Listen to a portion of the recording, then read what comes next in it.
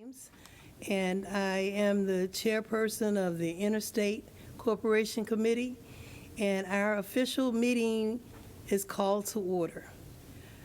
At this time, we have many members who are Zooming in with us right now and did not travel from their localities to here. But we have Senator Freddie Power Sims coming from Albany that should join us shortly. And we have Senator Ed Harbison, who is here now, and he's from Columbus, Georgia. Senator Emmanuel Jones is just watching us on the streaming, and he's in another country, so he couldn't be here with us today. And also, Senator Lester Jackson, Dr. Jackson, had an emergency with one of his patients and had to leave here and rush back down to Savannah. So unfortunately, he is not here, but he just called me to let me know that he is going to Zoom in on the sound anyway. So he'll know what we're doing and be able to talk to us. So we have some other legislators who are here with us right now, and we are so happy to have you. Senator Merritt, would you like to introduce yourself? Hi everyone, my name is Senator Nikki Merritt. I represent the 9th District in Gwinnett County. That is on the east side of Gwinnett County, so your Lawrenceville, Decula, Grayson area. I am a freshman legislator. I don't know if I can, I've been through my session, so I don't know if I can, I'm still a freshman, but I would say that I am because I am learning. But happy to be here and to be part of this conversation as we want to make sure that we are using these funds in a responsible and transparent way. So thank you all for having me, and thank you, Senator James, for calling this committee meeting. Thank you very much for being here. And before I see that our minority leader, Senator Butler, is on the screen. So can we put her on the screen here? And Senator, Madam Chair, I call you Madam Chair because you were the chair of the caucus for a long time. But Leader, we're happy to have you today. And so would you like to say something before we get started? Because I haven't started the hearing yet. Or did you want to be recognized to say something during the hearing? I can do both, Madam Chair. Good morning, everyone. Thank you for recognizing me, and thank you for having this meeting, because it's valuable information that we all need to know. And I am so happy to see so many attendees on the screen. So I'm looking forward to the information that you're going to bring along with your guest. And I may have some questions later, or I may have some input, because I have talked to my county, and they have a list, of course, just as any other county. And I hope everybody else has a list as well of the kind of things that they want us to look at and approve for their respective areas. So thank you so much, Madam Chair, for having this meeting and getting us smart about what we need to do in this state. Thank you, Leader Butler, and we will come back to you when the hearing starts. Before the hearing starts, everyone, we have just one bit of business that our committee has to attend to right now. And so without further ado, I did not allow our secretary to speak to us yet, because I'm about to ask him to take an appointment. And I want to, yes. So Senator Ed Harbison and Senator Freddie Power Sims are going to be asked at this time to chair subcommittees. Well, your subcommittee will be the subcommittee that will deal with everything that comes, every dollar that comes from the federal to the state, whether to be disseminated to counties and cities, or whether to go to the agencies or just for state use. So you will be working with that. Yes, ma'am. And thank you very much. You want to say something? Well, yes, ma'am. I take orders. Seriously, I'll use this occasion to say thank you all for coming and showing great interest in this particular endeavor right here because it's very worthwhile. We all are in a flux trying to understand the impact of it and how it's going to work, but the impact is going to be great. And we just need to make sure, unlike during the first part of the COVID happening, that we do not get left behind. So I'll take my job very seriously from the chair here, and I intend to execute it. Incidentally, I also chair the state institutions and property committees in the state of Georgia. That's the prisons in the state of Georgia and all the properties. But it has been my pleasure over the years to support veterans as well. So I certainly appreciate this other challenge I've been given here, and I intend to carry it out with your help. Thank you very much. And thank you very much, sir. I appreciate you. And one of our other members, the Honorable Jen Jordan, is unable to attend today, but she will try to join us on Zoom as well. So we're going to get started now. Now that we have taken care of that official business, I'd like to get a motion that we table business and start the hearing. So moved. It's been moved, and we don't have, we have a quorum if we count them on Zoom. That works. So we would like to, at this time, all in favor, please raise your hand. Okay, very good. And opposed? So nobody's opposing. We will now officially end our business portion of our meeting and begin this very special hearing.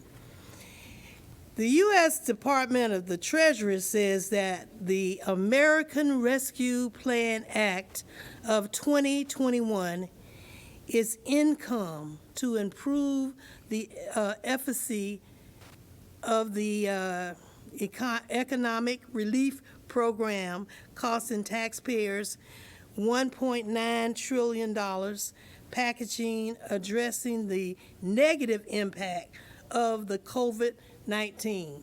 And that's why I'm truly happy that all of you are here, because we are rebuilding our Georgia, because of course you know, and I know firsthand what COVID-19 has done to this whole country and this whole world, but definitely right here in the state of Georgia. So at this time, we are going to talk about the American Rescue Plan Act that was signed into law by President Biden. And it was Section 9901 of the ARPA, amended Title Number 6 of the Social Security Act, and the act to add Section 602, which establishes the Corona State Fiscal Recovery Fund, and Section 603, which establishes the Coronavirus Local Fiscal Recovery Fund together, and the Fiscal Recovery Funds on number 18, and then the economic relief to families. For example, the $600 and the $1,400 that's already been going out to stimulus checks or as tax credits when you file your income tax. So this $1.9 trillion is covering all of those things. And we're going to have one of our experts to come up and tell us exactly what it means in a few minutes. So this time, I'm going to end my comments because they would have taken another 5 minutes. And I'm looking out at all the people who need to really get on record in this meeting so that we will be able to address your concerns and move forward in the state of Georgia. So at this time, I would like to, we've already introduced Senator Butler, our minority leader. And do we have Senator Tanya Anderson present? Is she present? I don't see her at this time.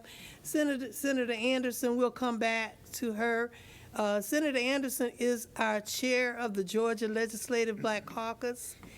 And we have the largest Black caucus in the nation right here in the state of Georgia, and we all proud members of the Georgia Legislative Black Caucus because we work with everyone.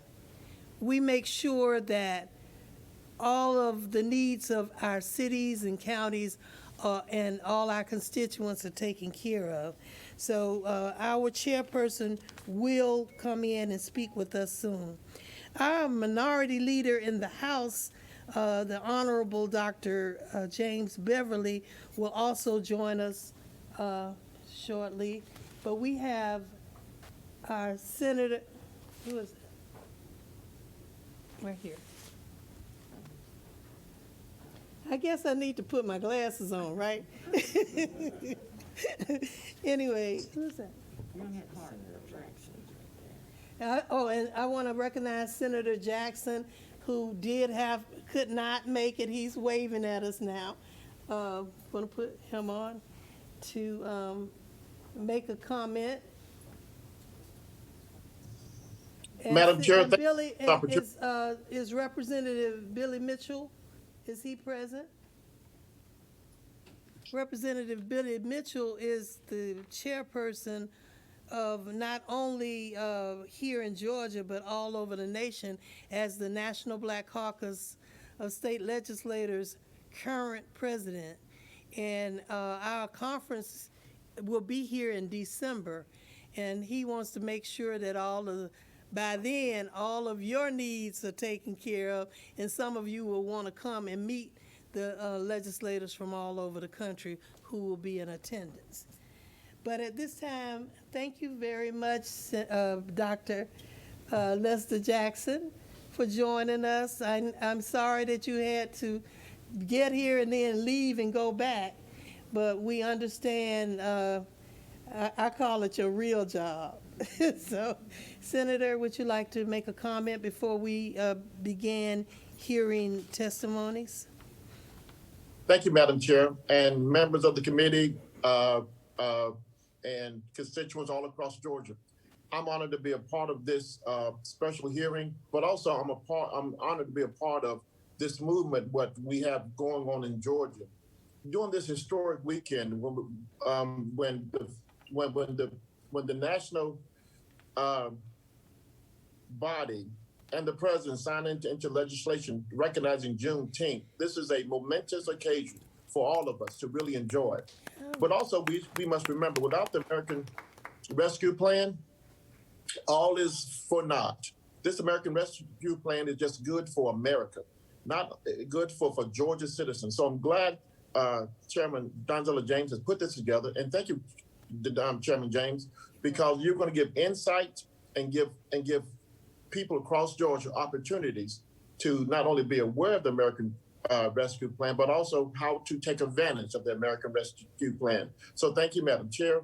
Thank you, members all. I'm honored to be a part, and I'm just going to sit back and listen now. Thank you. Thank you, and I know that if you leave, you have to take care of the patients that you have, but thank you very much for joining us. Oh, no, we're here. We're here listening, participating. Thank you. Okay, thank you so much. Thank you, Senator. Do we have any other legislators that I'm leaving out? Senator Butler, we'll come back to you after if you don't mind, after we hear from a few of our testimonies that are here. Our elected officials have joined us, and many organizations have joined us and their leadership. And so we want to start at this time to hear first, I guess, do we have them? We want to hear from our Senate Budget and Evaluations Office. And Mr. Danny Canso, the policy analyst for the Georgia Policy and Budget Institute. Are you here?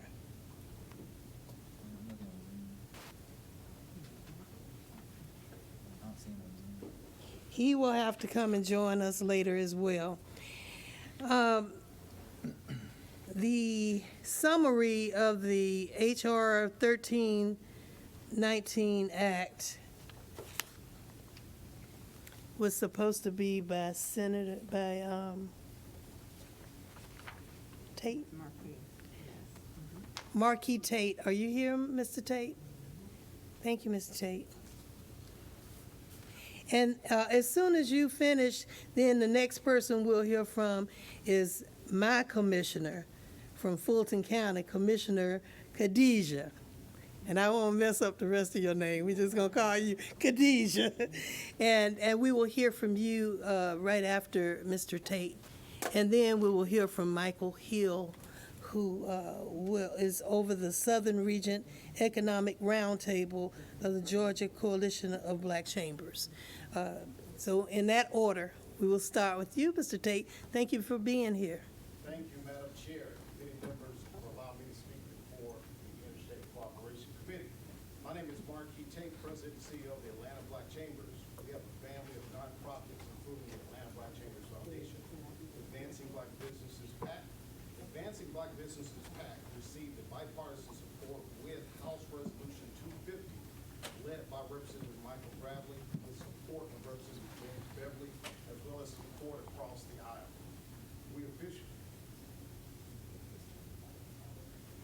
Okay. You can't hear? Okay. All right, great. We are proud to officially partner with Black Chambers across the state of Georgia. Say your name again since now the mic is on. Okay. My name is Marquis Tate, President and CEO of the Atlanta Black Chambers. And as I was stating, we're very proud to partner with other Black Chambers across this state officially starting today. We have those presidents that are in the audience and will be speaking behind me. But I mentioned that we are Advancing Black Businesses PAC. Resolution 250 was sponsored by Representative Michael Gravely with the support of James Beverly and others across the aisle. And we're proud to actually talk about Presidential Executive Order 13985 on advancing racial equity and support of underserved communities. And as I paraphrase a small portion of that, our community faces converging economic, health, and climate crises that have exposed inequalities, while a historic movement for justice has highlighted the unbearable human costs in the Black community, as I paraphrase. The term equity is defined as a consistent, systematic, fair, just, and impartial treatment of all individuals, including individuals who belong to the Black community and other groups that have been denied by such treatment, the statement mentions. In Section 9, I want to highlight this section. Section 9, establishing an equitable data working group. It orders that disaggregating data by race amongst the other demographical areas, disaggregating data will prove the need for transformational policy change for the Black community.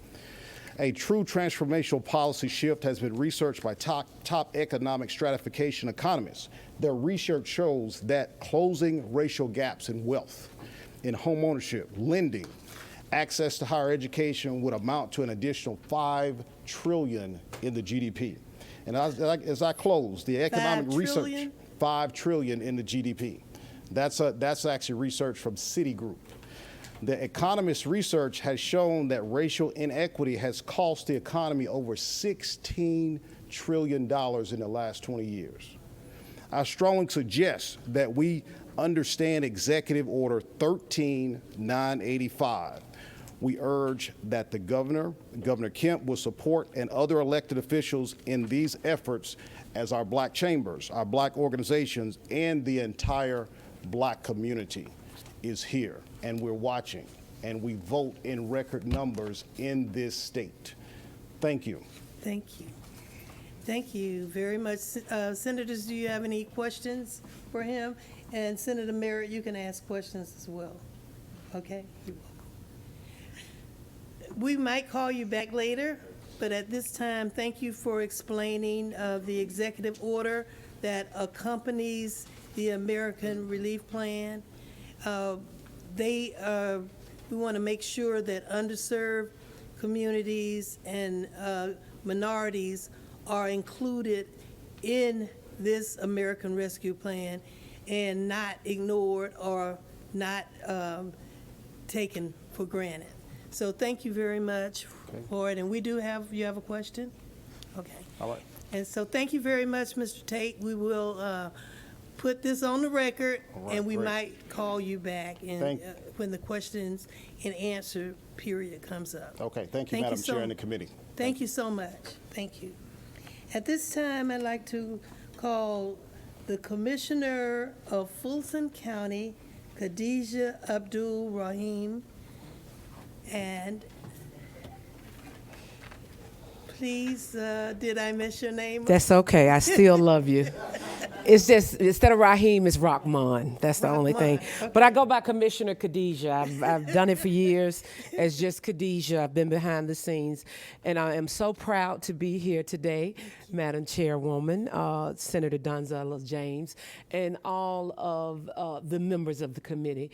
I consider this an honor to be here, but I would be remiss if I did not take this moment. I am the Fulton County Commissioner of District 6, the Mighty Six. I was mentored by the late Emma Darnell, and I hope in some point, in some way of my leadership, that it reflects that. But I would be remiss if I did not say that because today is Juneteenth, my entire staff did not take off. My communications director, Rick Blaylock, my chief of staff, Robert Kelly, my director of operations, Pamela Lyons, my executive assistant, Loretta Lewis, and also my special assistant, legislative aide, Anthony Bitton. They all volunteered to work today because this was very important to them. And so I think it was very important for me to state that because they are officially off work. But they volunteered because they told me last night, Commissioner, we're going to be there. I know we're off, but we're going to be there because this is too important. Now, what I want to say to you, Madam Chairperson, and the fellow senators and the other lawmakers and honored guests, I am the Fulton County Commissioner, Khadijah, that chose to jump out there. I'm not sure, you can correct me, but I don't think there was any other legislator in the state of Georgia that jumped out when this money came in or when it was signed off of and decided to put in legislation. I am proud to represent more than 1 million people who call Fulton County home, and I am even more proud to be elected by the citizens and voters of what we call the Mighty Sixth District in Southwest Atlanta, that is home to the late John Lewis, as well as other Congressman John Lewis, as well as others who changed the landscape of Atlanta, as well as your home as well. So I proudly represent all of those in the Mighty Six. I want to take a few moments to share some observations about the pandemic's impact on Fulton County and what we're doing with federal dollars to recover. Like everywhere, we were hit hard. Loved ones were lost. Many are still recovering from adverse effects that are seen and unseen. Efforts including physical and mental health and economic suffering. Our court system as well as crime increase is all a result of the pandemic. Numerous businesses have shuttered for good, and those that are still around are hanging on by a thread. But the good news is we have a plan in place to help not only survive but thrive as we come out of the pandemic. And please understand, while we have been vaccinating our people in the metro area at record numbers, we are still in the midst of the pandemic. I think that sometimes I just need to remind all of us as legislators, we are still in a pandemic. I'm 57 years old. I don't mind tell you I'm throwing rocks at 60, but this is my first pandemic. I hope it's my last. And so things change. It's fluid. You don't know everything. You may make a decision one day and the next day you have to change. And we as legislators and stakeholders should not be so hard-nosed to not change. We should not be so hard-nosed to not get the information and change, whether it's a policy or directive, especially when we're talking about lives, especially we're talking about communities of Black and brown, because for us to be minorities, we were the hardest hit community. And so I say to you, I believe we have a moral responsibility to uplift all people, whether they are Black, white, yellow, or brown, rich, poor, or everywhere in between. It matters not where you live, from Johns Creek to Wolf Creek to Bankhead, from Bankhead to Buckhead, from Alpharetta to Palmetto. Today I ask that you all here that have leadership roles and responsibilities to simply do like a famous Morehouse graduate named Spike Lee, to simply do what I consider the right thing.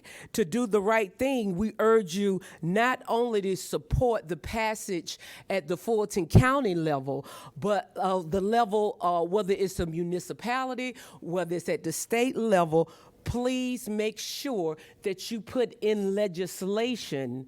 And if I can do anything from a cautionary tale of what I've learned to share with you, put in legislation accepting the money.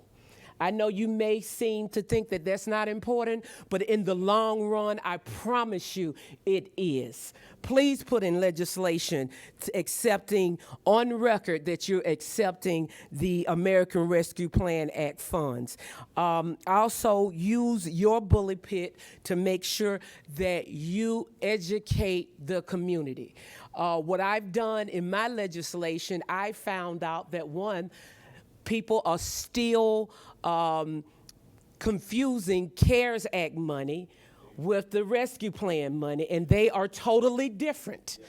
I can't begin to tell you, I have, with the help of my staff, we not called the Mighty Six just for a moniker. We walk the entire Fulton County. We reach out to business owners. We reach out to nonprofits. We reach out to homeowners. We ask them, what is their issue? What do they understand? What information do they have? I have had homeowners to tell me that, well, I want to apply for it, but I understand my tax is going to go up at the end of the year.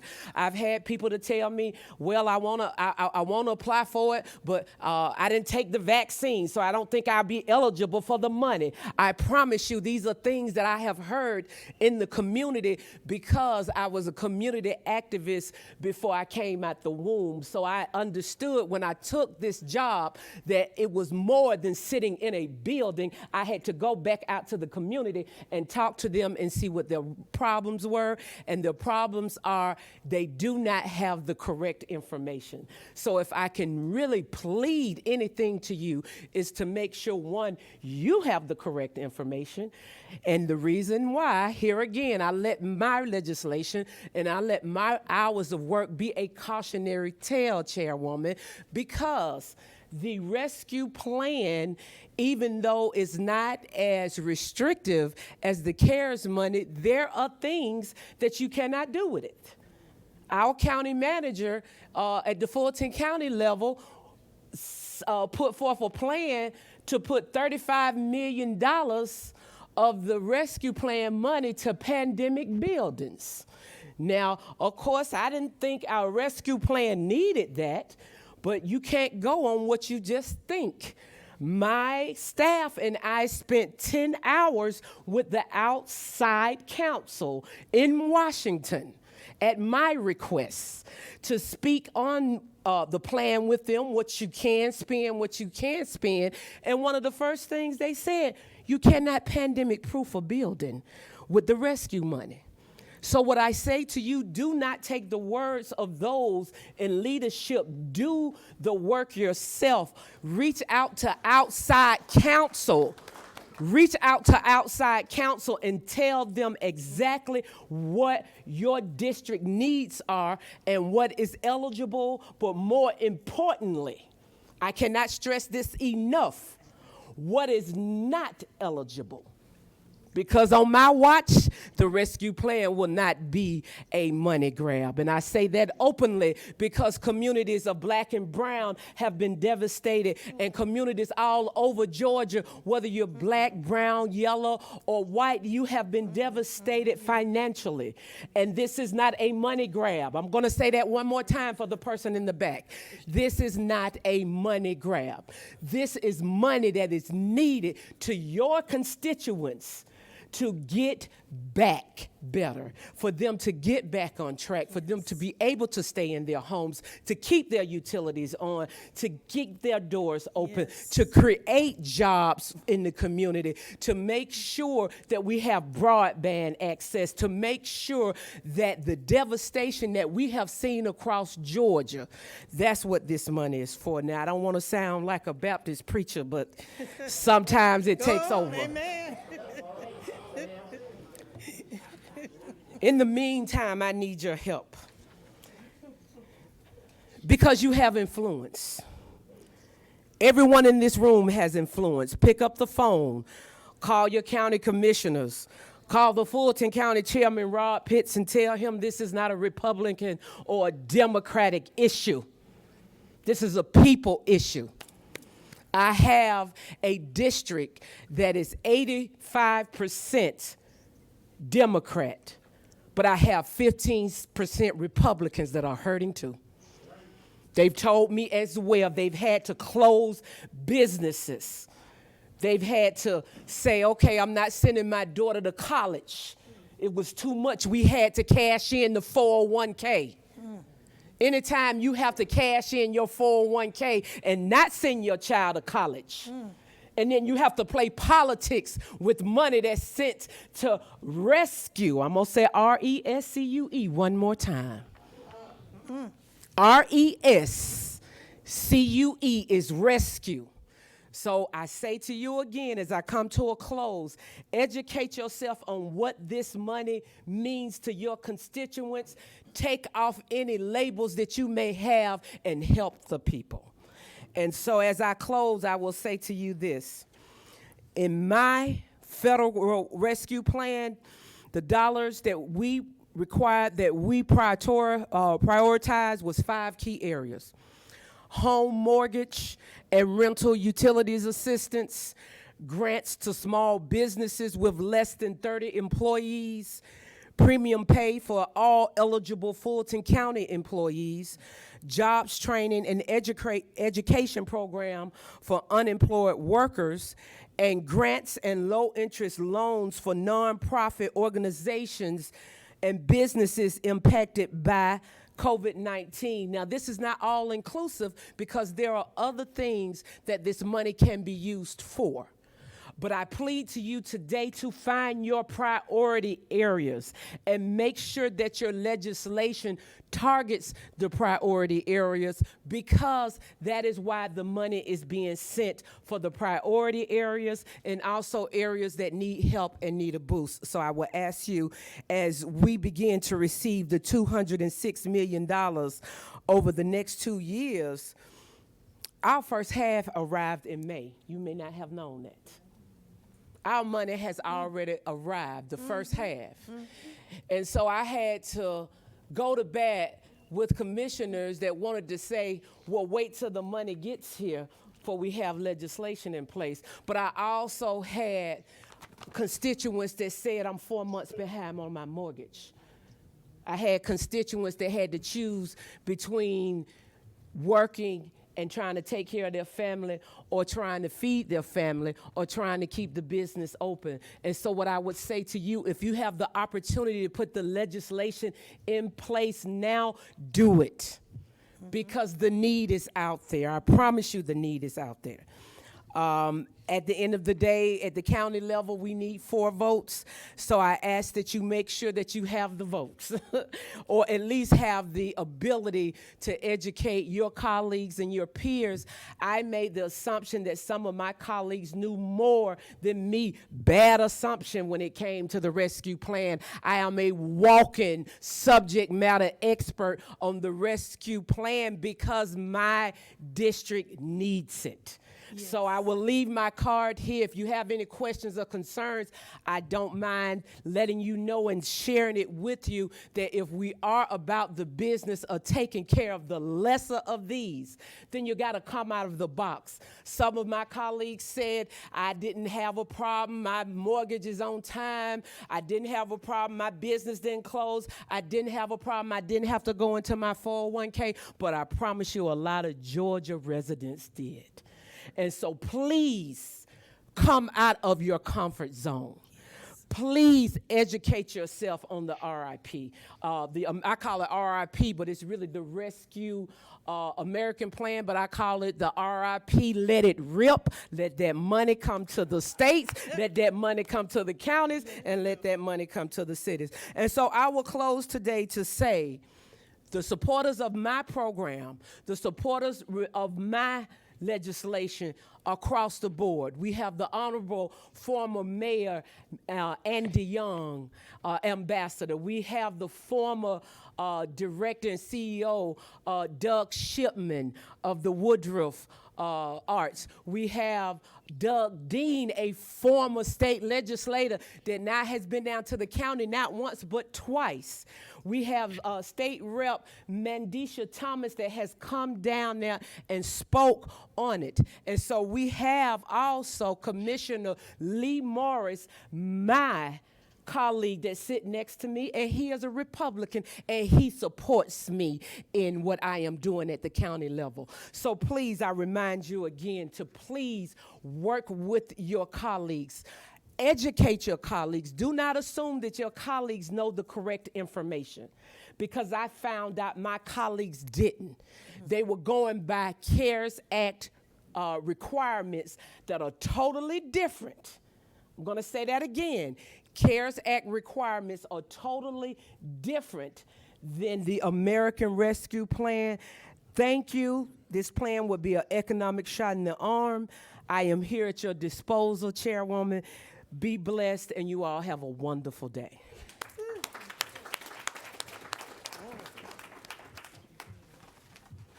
Thank you very much.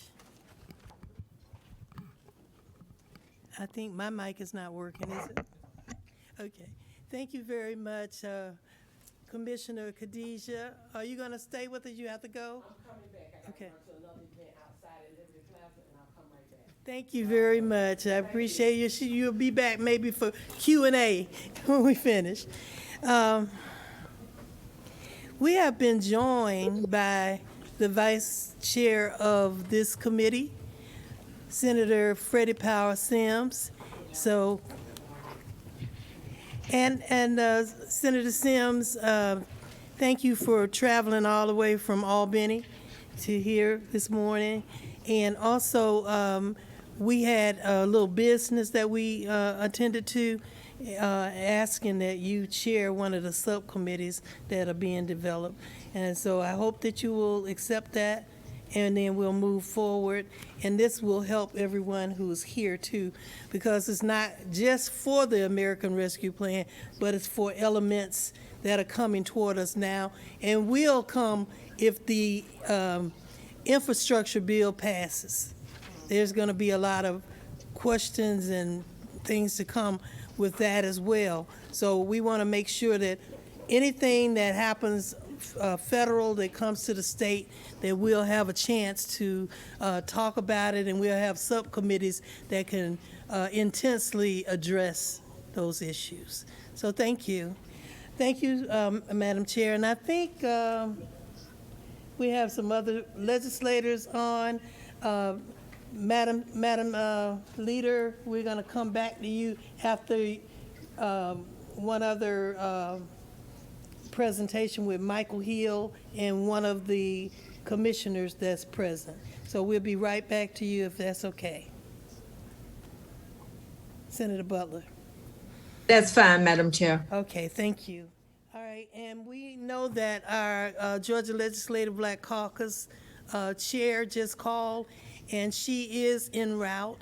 And Billy Mitchell is also not going to be able to come because he is on the committee that is escorting the Vice President of the United States of America, who is here in our city right now.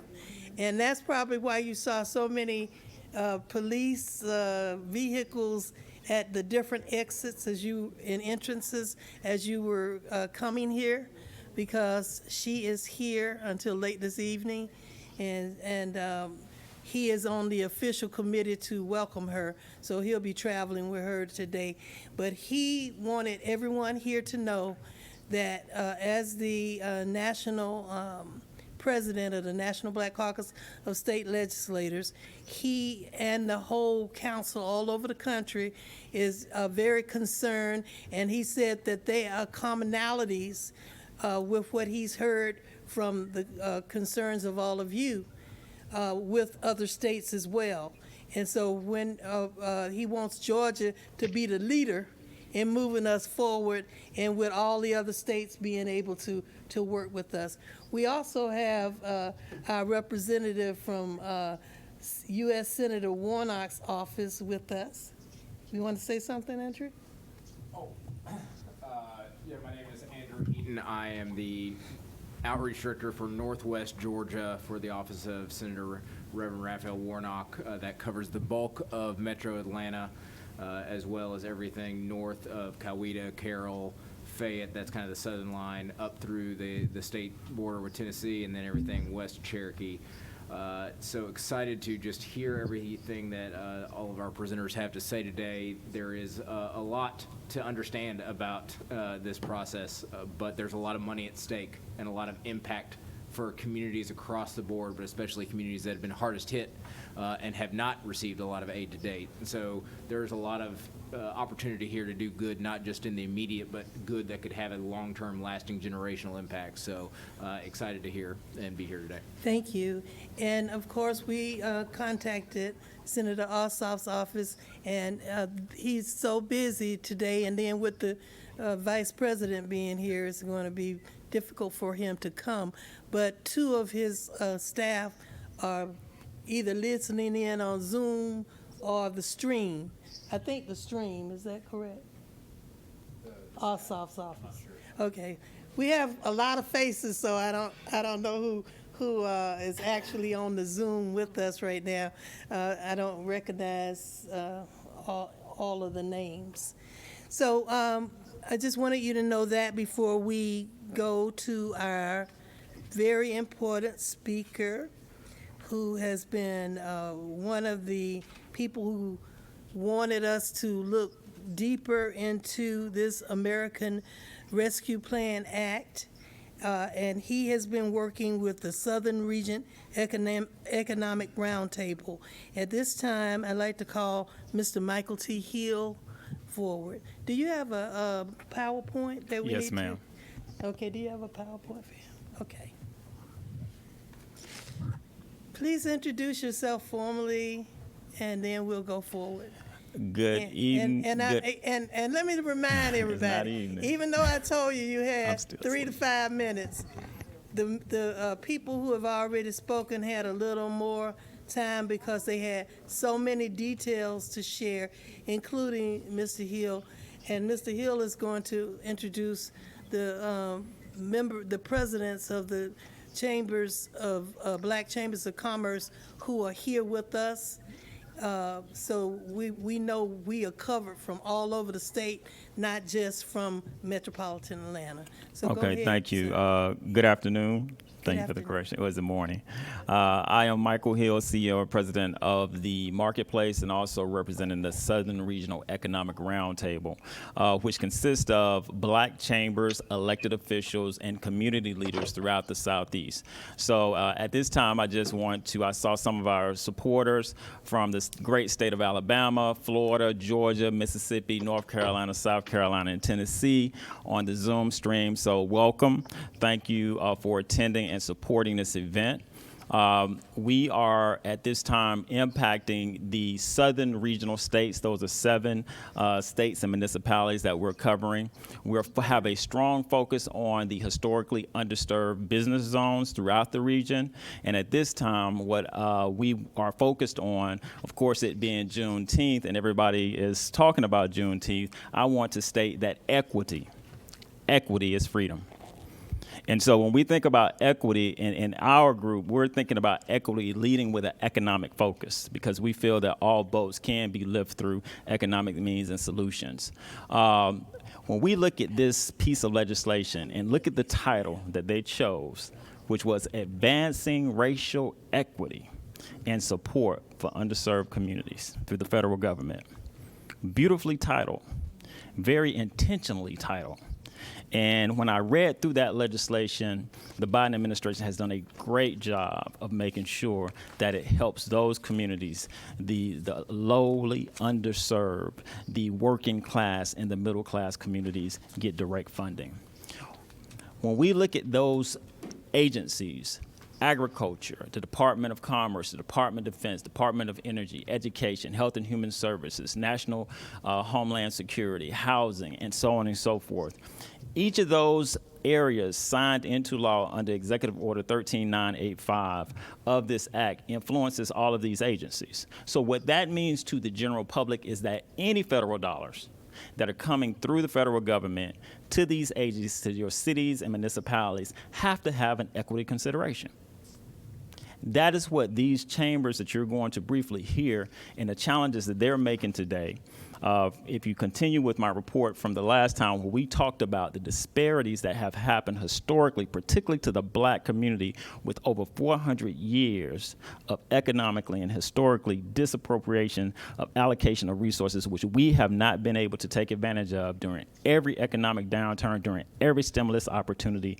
African Americans have been left out, and as a result of that, we have been less than 1 cent wealth within our families. Mm-hmm. That has to change.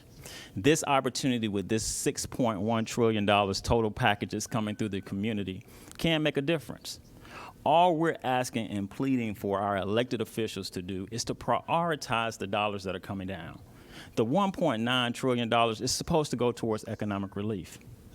Why are we seeing cities and municipalities put a majority of those dollars towards infrastructure projects? I'm all for infrastructure projects. I know communities need broadband. I know we need those things, but we have a package that's following this fall of $2.2 trillion. It may change a little bit, but it's gonna come. And those dollars will be project specific.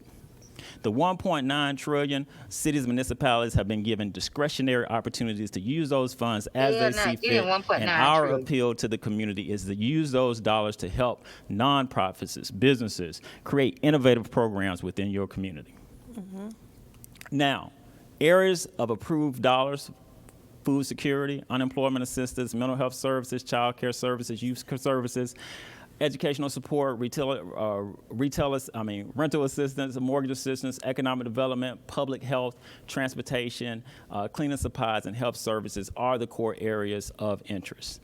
So at this time, what I would like for you to see is our region and some of the work that is going on with our Black chambers who are a part of our network. The Northeast Georgia region, can you introduce yourself?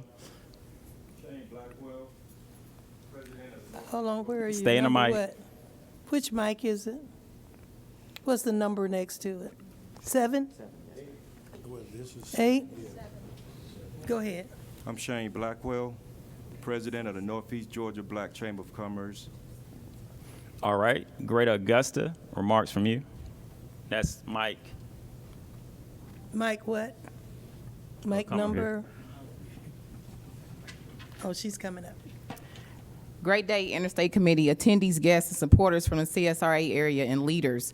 I'm Ronique West, president and co-founder of the Great Augusta Black Chamber of Commerce. Our chamber is based in Augusta, Georgia, aka the Garden City. We were created and are serving the CSRA area, which is 18 counties. Since our inception in 2017, we provide technical assistance to business owners, education workshops, and a host of events, which includes our annual pitch competition. Our organization is a 501c6, and we have established our partner organization, the GABCC Foundation, which is a 501c3. This work is not easy, but it's necessary. I have to say thank you to the board, volunteers from both organizations, and for all the hard work you have done and continue to do to serve our community. I'm here to provide a testimony in support of equitable distribution of the American Rescue Plan funds. Since the pandemic, we have been advocating in our community to get innovative, equitable solutions and distribute to our Black business owners. We have developed with our regional chambers the Guaranteed Grant and Loan Program, which provides needed technical assistance and funding to business owners. It's estimated that more than half of Black-owned businesses will not survive the pandemic. I can remember speaking to one business owner, and their words resonated with me the most. Most believe the pandemic is over, but we are in the second year of the pandemic. The Federal Reserve Bank is holding a series of talks on racism and the economy. What has been discovered is that many Black-owned businesses have been denied access to many of the grants and loan programs that have been created. One example is that only 1.9% of Black-owned businesses were able to participate in a PPP loan. Black businesses had fewer applications but higher denial rates for the PPP. Even the businesses that met and exceeded credit expectations and had existing banking relationships were denied as well. This story is all too familiar to access the capital and working capital for Black-owned businesses. We are receiving data in real time that shows our problems with equity have not been resolved. This problem is historic and systematic. The American Rescue Plan Fund should be used for those impacted the most by the pandemic. We encourage all municipalities to become innovative in equitable distribution of funds, ensure the fund innovative program not seen or used before to distribute funds. Even the Federal Reserve Bank has concluded that inequity is having a negative impact on our economy, and we must use our imagination and create truly equitable solutions that have accountability, full transparency, and are set up to directly impact the Black community and Black business owners. It is in an equitable way to support President Biden's Executive Order 13985. Thank you, Senator James and the committee, for putting this session together today. Thank you for your time today. We look forward as a collective body of Black chambers of commerce, Southern region, to getting support and work with our governor and our elected body to move towards equitable, innovative solutions for the Black community and Black business owners. I want to introduce to you next Tamika McPherson, our Savannah Black Chamber of Commerce Government Affairs official. Thank you. And while she's coming up, let me say, in Augusta, from Augusta, we have Senator Harold Jones, who is the whip of the state senate, and he is also one who has talked to me about this American Rescue Plan. So in your city of Augusta, you have someone who is still working very hard, to who you can go to if you can't talk to one of us on the committee. Thank you. Go ahead. And you already know that your senator, Lester Jackson, has Yes, already ma'am. been speaking to us. But go ahead. Yes, ma'am. Can you hear me?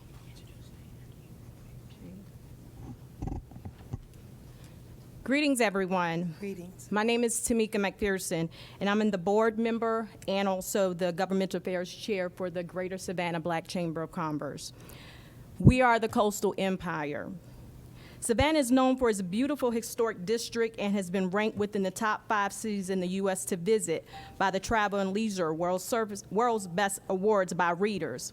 Along with being one of the top places to visit in Savannah, Savannah has the 3rd largest seaport in the United States of America.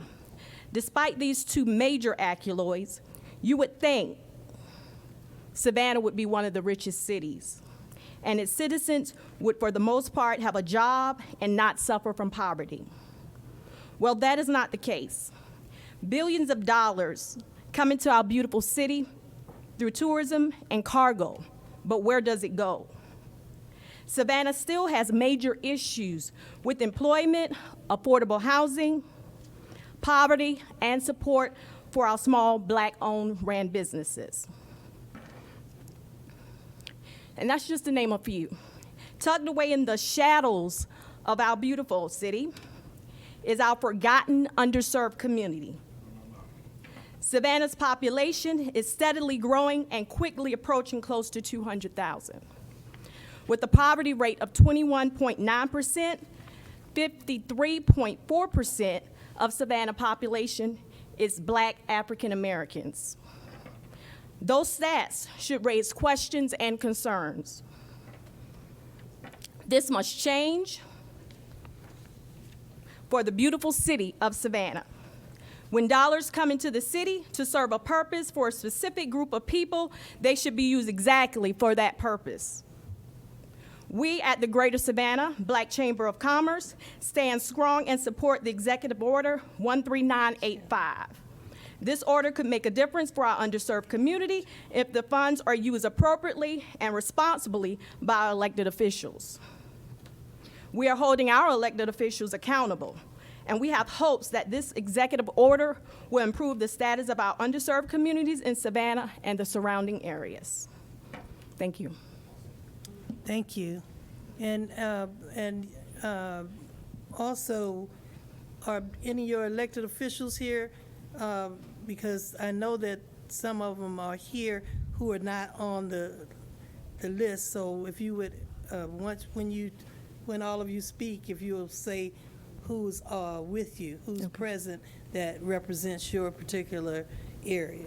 I don't see anybody at the present time. Okay. I was somebody here from Savannah earlier. Okay. Okay. Yeah, I I missed can't him. remember her name, but she's Thank you. elected. Also, did you hear that all of you need to ask for and accept the ARPA money? So please let your elected officials who are not here know that this needs to be put in the record.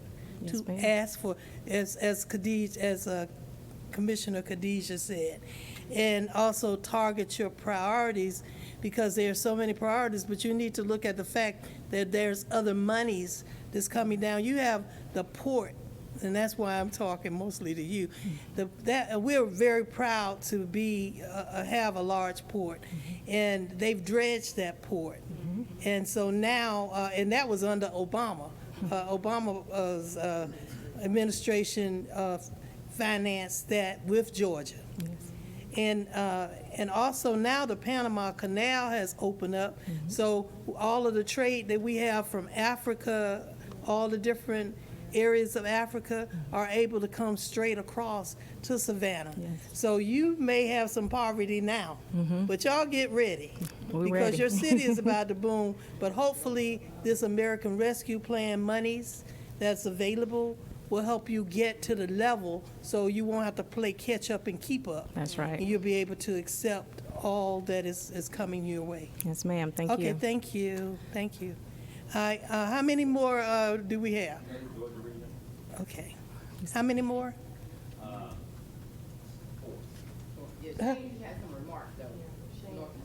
Oh, okay.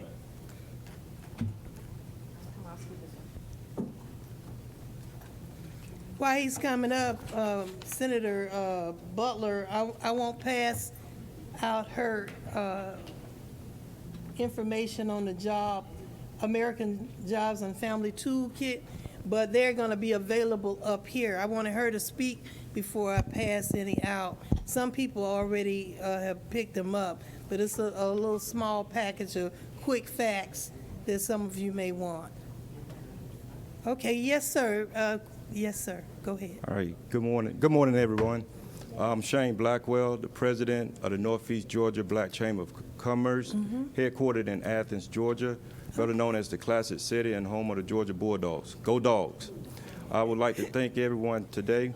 I also want to introduce one of my delegates, Ms. Robin Butler. She's our secretary as well as our education workforce development. I want to thank you all again for everything that you are doing, Senator James, and supporting us as making sure that we get the money coming down from the federal government to the state, through the city, down to the counties, to each individual businesses that needs funding. I would like to pull up the Executive Order 13985, for a brief moment to just say one thing about it, and it reads, "It is therefore the policy of my administration, the Biden administration, that the federal government should pursue a comprehensive approach to advancing equity for all, including people of color and other who have been historically underserved, marginalized, and adversely affected by the persistent poverty and inequality." And I'm saying that is for the Northeast Georgia region. I'm sure it's for the entire state, but I represent the Northeast region. Clark County, out of 159 counties, is the smallest mass land area county in the state of Georgia, but yet we have one of the highest rates of poverty in our county. 28% of blacks are in poverty, and brown people are like at 10%. So we definitely need this money to be handed down from the federal to the state, down to the city, to the counties, to make sure that we are able to give it to those grassroots organizations that are doing a lot of the footwork without funding, or trying to find funding. So I would just thank you all for your support, and make sure that the local officials are doing what they're supposed to be doing. We hold everyone accountable, because this is a game changer for everyone, not only for blacks, but for every color. Like the commissioner has stated, is affecting everybody. So we definitely would love to have these funding come down to make sure that we can come up out of the poverty rate. As Michael has stated, for blacks, we only work for 1 cent. I know everyone in here is more than 1 cent, worth 1 cent. So we definitely got to do our job, and we look forward to working with Senator Warnock, Senator Alsop, and we definitely looking to have a meeting with the governor, Brian Kemp. Again, Yes. Thank you, Senator James. Thank you all for being here today. Thank you. Thank you very much, too. And Yes. your Governor Kemp, I understand, is convening a committee as well, and I hope that we'll be able to work with them in order to make sure that we are distributing the money with accountability, transparency, and continual education to all. Absolutely. Thank you, Senator James. welcome. I'll be followed up next by the Middle Georgia delegation. And I want to tell you again, remind you that both of our subcommittees were appointed this morning so that we can take care of some of the very special needs that y'all are identifying to us right now. And hopefully some of the other senators that are here will be appointed. You don't have to be on the Interstate Corporation Committee to be appointed to the subcommittee. So anyone that wants to work with our two chairs will be able to do that as well. Yes, Thank you. Thank you. Yes. Hi. Chairwoman James, thank you for this opportunity. Hello, everyone. My name is Sheree Stevens. I'm the Director of Office of Small Business Affairs for Macon-Bibb County. I'm here with our Director of Community Affairs, Dr. Henry Fickling, with the support of our Mayor, Mayor Lester M. Miller. We're one of the newest black chambers, but over 50% of our businesses are minority business or one-people shop. And I won't go into a lot of details because we have Commissioner Bryant here, but I want to tell you one story. Just yesterday, we had a small business owner who had been in business for 10 years, had lost everything.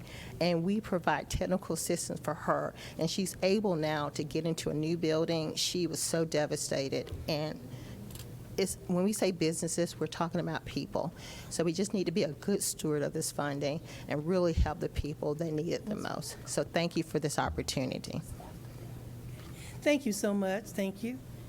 Hi, Commissioner, right? Yes, hello, Senator James How you and doing? fellow, well, We got some other young senators. commissioners here. I thought you were a I'm little not that girl. young, but thank you. Okay, so I am Commissioner Shanita Bryant from Peach County, Georgia. I represent Post 2, and the thing that I'm here to appeal to you and everyone to appeal to their representatives as well is I represent Post 2.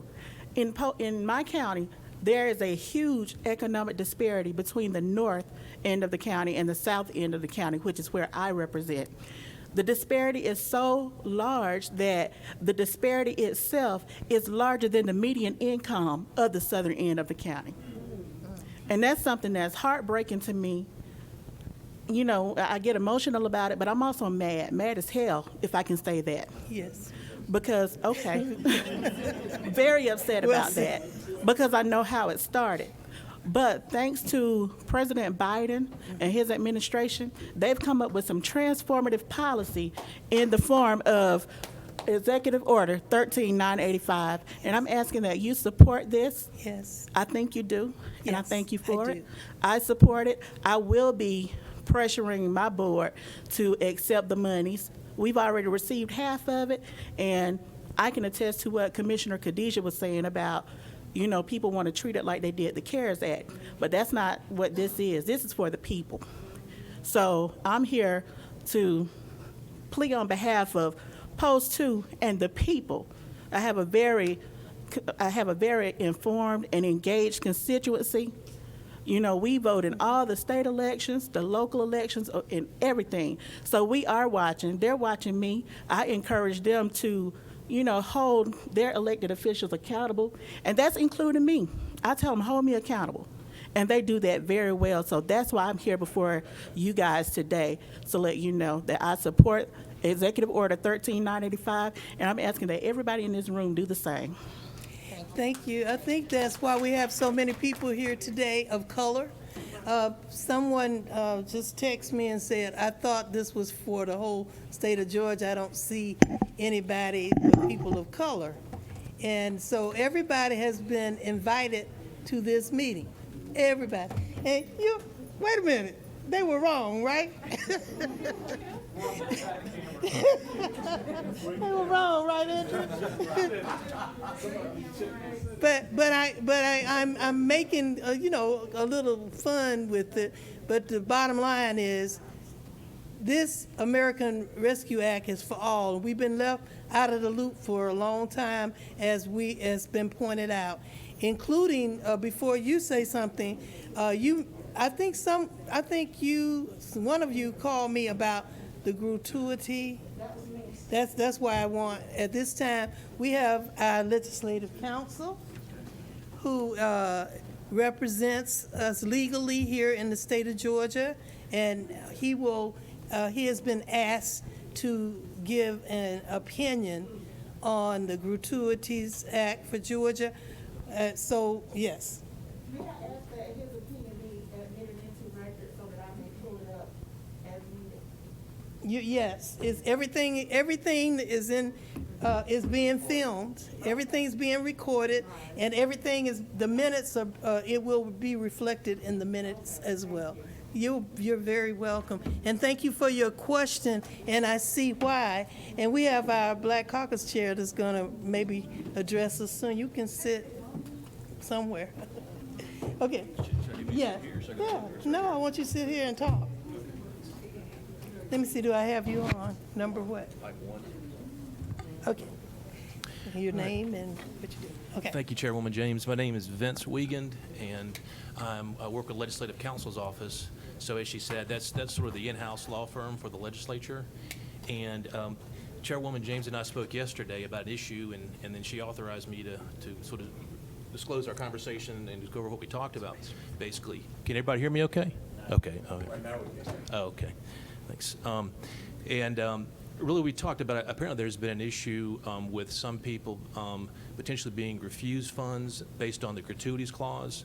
And so just for anybody who's not aware of that clause, that's just a clause in the Georgia Constitution which prohibits certain funds from going to private entities. But one of the things we talked about is that that's concerning because the gratuities clause really is a clause that Legislative Counsel's Office has looked at in the context of whether or not a state law is constitutional. And there are times we've had to strike down state laws based on the gratuities clause for some kind of unlawful payment. But in the issue where the federal government has passed a law, it's really, you know, my opinion, based on what I'm aware of at this point, is that's really out of context. That shouldn't be an issue. So, you know, at this point, and as we discussed, what we discussed yesterday was what we would like is for anyone who has had that response that they've been whether it's a child care provider or whomever has been turned down with the response that the gratuities clause is in play, please contact the chairwoman's office, and then I'm going to work with those folks, and we're going to try to get to the bottom of why exactly, what's going on, and maybe and end up working with some state agencies too to sort of clarify that issue and go from there. And so that means that all of you who are already here that's had problems, before you leave, if you have to leave early, still give your information and contact so that you can work together. And we appreciate you coming and giving us clarity on this. And I want you to know that you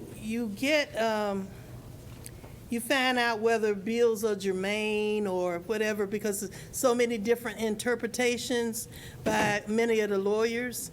And before we can pass something, we can call on our lieutenant governor or the speaker of the House to find out, what legislative council wants to say. So this is our legal vein right here. And so he is saying this, and we're going to ask, since the other, your director, Rick Russell. since Rick Russell was unavailable, we're going to get something in writing and ask to make sure that he concurs. And so we will let you know that. So all of you who are seriously interested in this, stay in touch and let us know. Thank you very much. Thank you. Okay, thank you. Yes. And in the event that good morning, I'm Senator Sims from Southwest Georgia, District 12. In the event that you have questions and you're not quite sure who to contact, the governor also has, if you can't get Senator James, the governor has the Governor's Office of Constituent Services. And Earl probably will kill me for doing this, but he is extremely efficient. He works very closely with Senator Warnock and Senator Ossoff's offices. So if you tend to forget all of the information that we've just given you, and you can always get Senator James's office. Diego is very efficient as well. But that Governor's Office of Constituent Services is a good place to start. And Earl will direct you to he has an office full of personnel working, and he will direct you to the right sources. Thank you, Madam Chair. Thank you very much, sir. I appreciate it. We might call back on you if you don't mind. Okay, thank you. Wow, okay. That was powerful. And just for the sake of time, so we can get through this section, can we, with the approval of the senator, just kind of say questions for this group, so they can just get through? Yeah, but that was her question. That was powerful. That was her question. She called me and she basically asked me to bring this forward. And so when I heard her speak, I didn't know her personally, but when I heard her name and heard her speak. Many of our young elected officials who have been in their first and second years, who are fighting that fight, who have had political will to really advocate for the community, have been stopped by that state. Yes. And it's like, she's not the only, it's just horrible what they're doing in terms of hiding or not making sure that the money gets to the constituents. Well, Mr. Hill, don't worry. So This committee is looking into that, and that is what we're here for. We're here to oversee this and to do what we can to move us forward and make sure we get our fair share of our tax dollars out of this American Relief Plan. Thank you. All right, yes, go ahead. Good afternoon. My name is Sherelle Bird, and I am the chair and founder of the Albany Business League, and I am representing Southwest Georgia. Thank you so much, Senator James, for this opportunity. And I want to say a shout out to my senator, Freddie Powell Sims. We represent what used to be the Good Life City, and I want to tell you why that is a used to be. We're going to give you a little bit of history about Albany, starting with the 1994 flood, where we lost 31 deaths to the 1994 flood. In 1998, we had another flood after they told us that we would not see one for another 100 years. We had one 4 years later. 11,000 people were displaced because of this flood. In 2017, we had 2 straight line wind tornadoes to hit Albany, Georgia, category EFT4. 6 deaths resulted from that. Then in 2018, we had Hurricane Michael, a category 4 hurricane, to hit Albany, which we were not expecting, with the loss of property. And then in 2010, the largest natural disaster we have ever seen, COVID-19 pandemic, which resulted in 311 deaths. 7,719 cases. We were the epicenter, the hot spot of Georgia, being number 2 in the nation of COVID-19 incidences per population and number 4 in the world. We have since lost 5 major industries to our economy. Now, a little bit about Albany. We are 77% African American, but we've lost 10% of our population annually, over 8,000 people in the last decade. We continue to be one of the poorest congressional districts in the nation. We have 39% poverty rates. Our unemployment rates tend to be higher than the national averages, and 60% of our jobs are part-time jobs, resulting in underemployed wages. We stand in the top 1% of food insecurity, and we are second in the state of HIV cases, highest rates in the state of cancer, diabetes, and heart disease. Black women in rural South Georgia are 5 times more likely to die during childbirth than any other part of the state in Southwest Georgia. We see our path to economic freedom is through small business ownership and entrepreneurship. Black women are the fastest growing entrepreneur demographic for business ownership in the nation, and Black businesses employ the most Black folks, second only to the government. Here in Southwest Georgia, the American Rescue Act funding would attract more industry to our area, rebuild Black businesses, rebuild our economy, build workforce development programs, help our Black farmers, decrease crime amongst youth with investments into our recreation facilities, and create things like wellness centers and rural innovation centers, which we so direly need. The Albany Business League during the pandemic assisted small businesses with a small business PPE drive where we were able to provide PPE to over 100 businesses in Southwest Georgia. We also created the Small Business Capacity Building Program where we were able to distribute over $150,000 to businesses in our community. And also we share resources like the SBA EDIL, PPP, as well as the Restaurant Revitalization Fund. However, our local governments, and I've talked to several, have decided that they want to put what they call Biden bucks into sewer, literally flushing all of this money that could rebuild our economies down the toilet. So we need your help. We need all of your help and all of your voices to help us to convince our local leaders that this money should not be used for infrastructure. Infrastructure dollars are coming. We need this money to help to rebuild Southwest Georgia. It would be a travesty to see this much money come to our area that we have not seen in years, and to help us, help us lift up our local economies. Thank you so much for your time. Thank you very much. Thank you. Next. And how many more do we have? Okay, thank you. Good afternoon. And I'm not trying to rush. I want to hear everything we have to say, but we have a very long meeting, and we have a lot of people who are here to make yes, ma'am, and I'm being very respectful of time. And I appreciate it. Yes, ma'am. Thank you. I'm representing the River Valley region, and actually we're just forming our Black Chamber with the help of Mr. Mike Hill. So I have to thank him for all his wisdom and guidance and help. Thank you, Mike, for helping us. My name is Counselor Toya Tucker from Columbus, Muskogee County. I am a newly elected official. I was sworn in August of last year. And basically, my desire right now in reference to the local chamber, our chamber had been inactive since 2011. And we had some individuals who reached out to me and asked me for my assistance in looking at ways that we could bring back a Black chamber. So with the help of Michael Hill, we decided to not only focus on Columbus, but also make it regional. So that's why we have River Valley, and we're stretching to those counties like Talbot, County and some of the other smaller counties that might not have the support that we need. They need. So we will reach out to 16 counties, and I'm gonna be real quick, ma'am. First of all, thank you for pulling this together and having us here. I'm trying to go down. I'm here in support of Executive Order 13985, which sole purpose is to provide funding for communities hardest hit by the pandemic due to racial inequities and other disparities in underserved communities.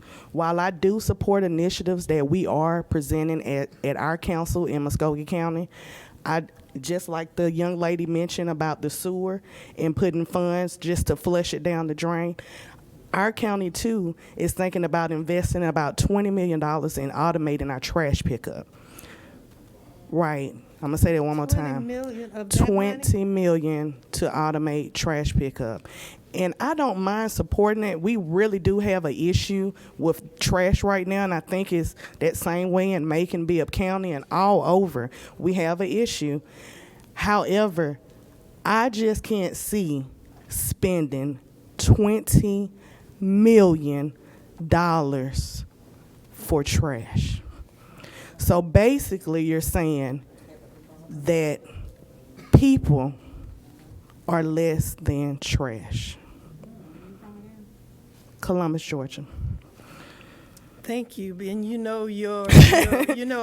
our subcommittee chair, Senator, Senator Ed Harperson, represents Columbus and has a radio program. We need you to Yes, be on ma'am. that radio program next week. They call me. I'm from Atlanta. Right. They need to call you. Right. And Yes, we'll ma'am. make sure that now that I know you, we can refer you. Yes, ma'am. So that the people in your community Can hear. contact you and work with you. And if no gratuity clause will come or anything that should not be there because you're well informed. Yes, ma'am. And while I do support the initiatives that, our city manager and other council members and our mayor and also department heads are proposing, I just want assistance because we need to ensure that the funds are used wisely. We need to have a strategic plan, a comprehensive plan. Let's pull the comprehensive plan out and see what the needs are. Our city is 25% impoverished. So we have a 25% poverty rate, but right now we're focusing on trash. And I just don't think that the citizens would agree for spending $20 million on trash. So as I said, Executive Order 13985 provides an equity consideration for the allocations of the funds that counties and cities are receiving. As an elected official, I have one ask. What support can you provide? And I was going to ask my Senator Ed Harbison, what support can you provide to help myself and other local elected officials push for sufficient assistance to fund equitable projects to support households, small businesses, and impacted industries and communities hardest hit by the crisis? Again, I want to thank you, Senator James. I told you I was going to keep it short. Happy Juneteenth, everybody. And thank you. And your Senator Harbison is still in the building. He had one other meeting, so he is going to return. And he is looking at us from his office as well. And tell him thank you. And I know my baby loves him. I have a 13-year-old. Right. And I know that I can count on him, but we're gonna definitely need some support because we just need to reimagine these funds. And as I've heard over and over again, this is not the CARES Act. This is the American Rescue Plan, Executive Order 13985, and it is for people who have severe disparities, not just throwing money away. Okay, thank you. And Senator Sims. Southern Georgia. While you're there. Yes, ma'am. Yes, ma'am. So I know exactly where you're from, born and raised there. So we're home folks. Yes, ma'am. But to talk about what you just mentioned, what can politicians do and say? Don't necessarily, I want you to depend on them and hold them accountable, but don't depend upon them, okay? Follow the money. We just sat here, Yes, ma'am. colleagues, and said, my colleague said, this is a sweetheart deal. And she's president of our Black Caucus, the largest Black caucus in the United States of America. Follow the money. Yes, ma'am. When you peel back the The layers. darkness, you get, people start running around and say, well, maybe we better fix this. This doesn't necessarily work the way we want it to. And politicians are afraid of voters. They don't want to offend the wrong voter. Right. Because they need the votes to get back, to stay in office. And we see that on local, state, and national level all the time. But as citizens, it's your responsibility. You're elected official, but you're also closer to the ground than the senators or those of us, because as a state person, local people will tell me, well, this is not your business. Or they close the door and don't want you to come in because they don't want you to see what's going on. Follow the money. Always follow the money. And when you can peel that back and let everybody see, sometimes it changes some minds, you know?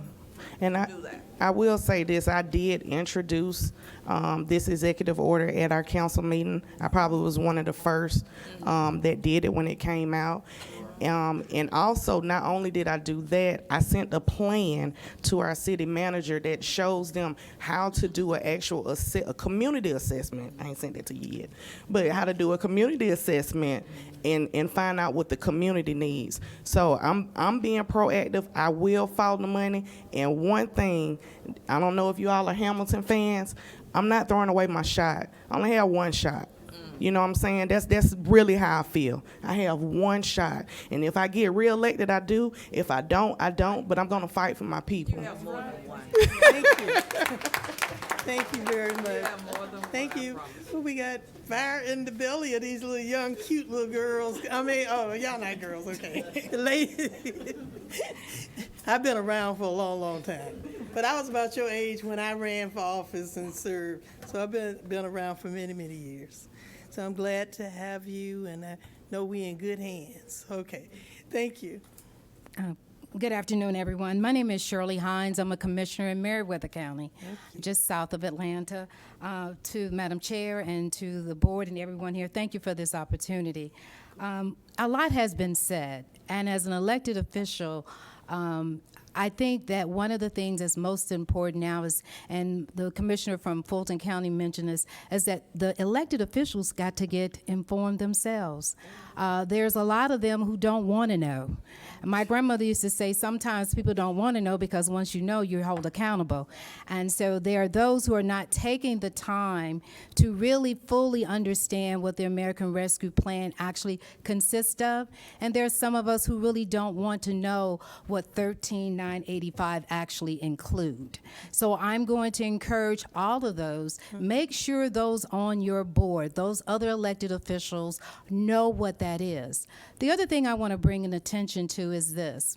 We know that the Treasury Department set it up so that the money came directly to the counties from the Treasury Department, and that any cities or any municipality that had a population less than 50,000 came to the state. Well, I'm disheartened to say there are some counties and some cities that may not want to take this money. Now, some of the things that they're saying is capacity, and that may be true. They may not have the staffing, the requirement to do the reporting, and that may be what they're saying. I'm encouraging everyone to make sure that you find out what your county and what your city's intentions are with this American Rescue Plan. When you think about Georgia with 159 counties, and I'm not sure how many cities, I think it's over 300, but when you think about 1,300, I'm sorry. So the question then becomes is when these funds, because it's going to require them to send out quarterly reports, the staffing, and unfortunately, I've had already heard in my region, I'm with Three Rivers, so Three Rivers covers Coweta, Troop, Meriwether, Hurd, and that area. And some of these smaller counties, these rural counties, are saying we don't have the capacity to do it. And I think that's deploring that you're not going to accept this fund simply because you're saying you don't have the staffing. Excuse me, let me understand this. Are you saying that they are getting money, going to be allotted money, but They're eligible for money, but they're not going to receive it? There are some who are seriously thinking about not accepting the funds because Senator of Davenport, come on up. the work that's going to be required to do it. So I'm encouraging everyone to look into that. You can go to Georgia Municipal Association. It gives great information for the cities, the National Association of County Commissioners. Also has this information. They have information giving the allotment saying exactly how much every county's going to receive, every city's going to receive. And as has been stated earlier, most of the counties have already received half of that money. So as has been stated earlier, you need to follow the trail, the money trail. But I'm going to also, as an elected official, I think it's very important that we educate our constituents as well.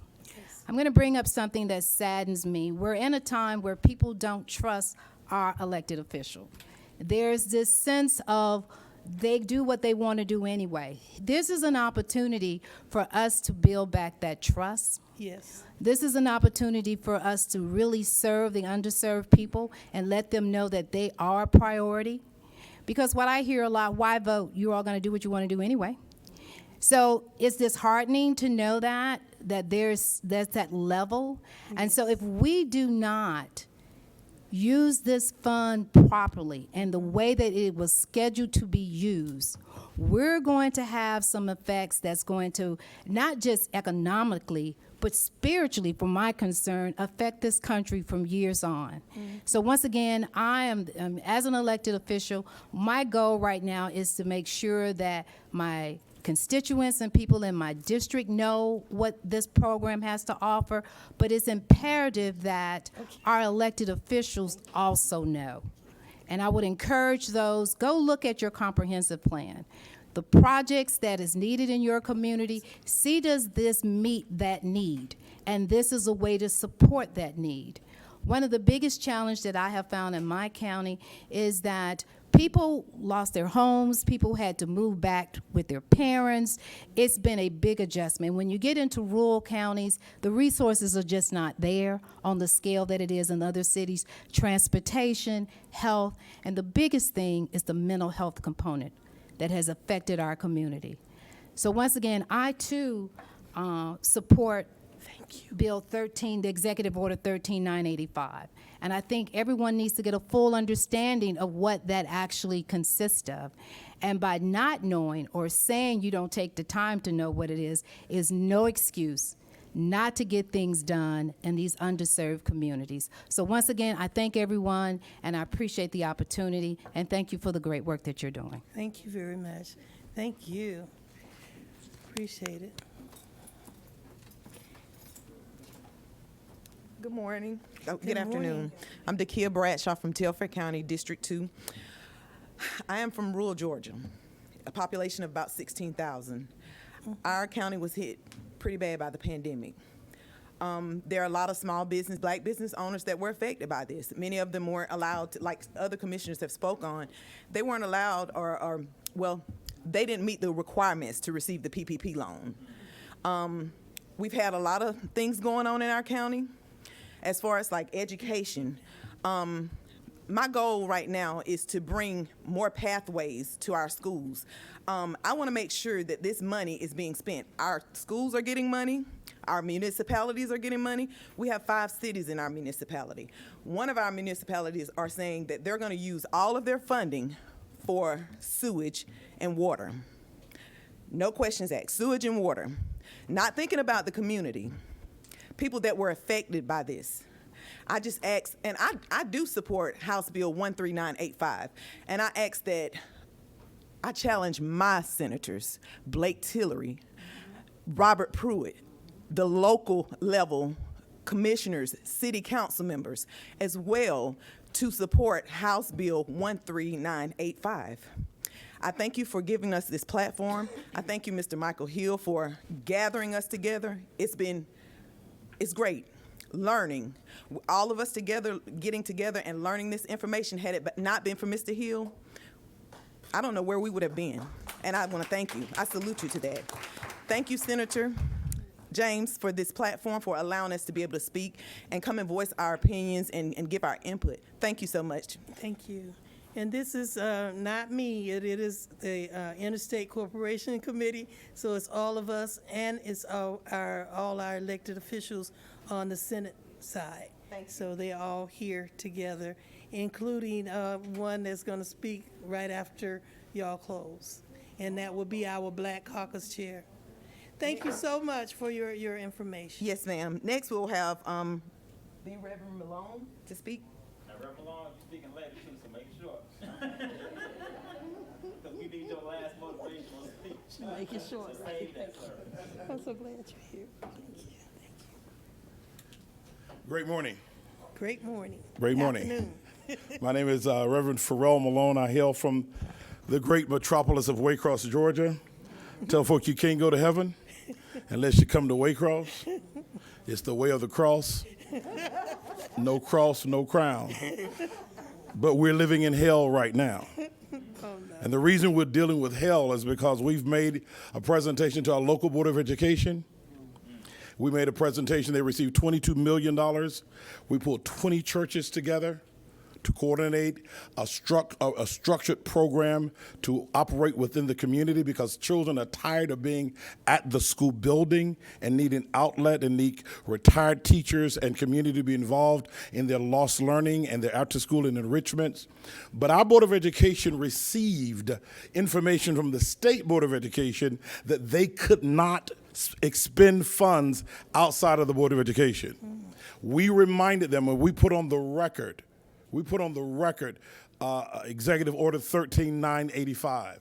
And we figured that this is a potential strategy of the State Board of Education trying to direct the federal funding that came directly down from the Treasury. So I need clarity on that, because I need to go back and deal with them. They had a meeting where they had all of us there, and they gave us what they wanted to do, and they wanted us to respond on a piece of paper. They didn't want us to say anything. They wanted us to respond on a piece of paper. And of course, I explained to them that they have evidently lost their absolute mind. Because I want you to recognize that even in the midst of the American Rescue Plan, there is the traditional systematic racist systems that are in place. They are in place, and they're trying to block the money from creating the equity within our communities. I represent, the Southern Georgia. I'm in the 8 King counties of Southern Georgia Regional Development Commission. That is our Chamber of Commerce, our Black Chamber of Commerce. In addition to that, I represent Fresh Communities, which is our organization that stands for Facilitating Restoration for Equitable and Sustainable Healthy Communities. So, Senator James, what I'm asking for your committee, and I want to thank you for your awesome leadership. And the only objection I had to today is my wife's birthday. And I had to change plans, and I'm going to cost me a whole lot of money to make sure this is changed. But I want to thank you for the opportunity, because I have our folk from Waycross and Ware County and the southern region on. They need to know that. And I put it in the record because if there is a future piece of litigation that needs to take place, it has been entered into the public record. They cannot and will not ignore this executive order or this American Rescue Plan and what it is designated for. So I'll get up in a few minutes and tell you about the accountability tour, but I am sick and tired of being sick and tired of the racism, the systematic, structured games playing that they do to prevent us from empowering our community through means by which it has legally been put in place. I would like to say that Mayor Mayor Michael Angelo James and the commissioner and the county commission and the city commission are working with us extremely well, but we will deal with the Board of Education. And I do want to thank you, Senator James, for this opportunity. Thank you to Mr. Michael Hill for his extraordinary work in organizing us over the southern region. It has been powerful. And I'll come back and tell you about the tour and what kind of success we're having there. Let the church say amen. Amen. And I thank you, and I definitely thank you. I had an opportunity to do your first day of your tour. If I didn't have brand new knees that don't know they my knees yet, that I would have gone to the rest of them too.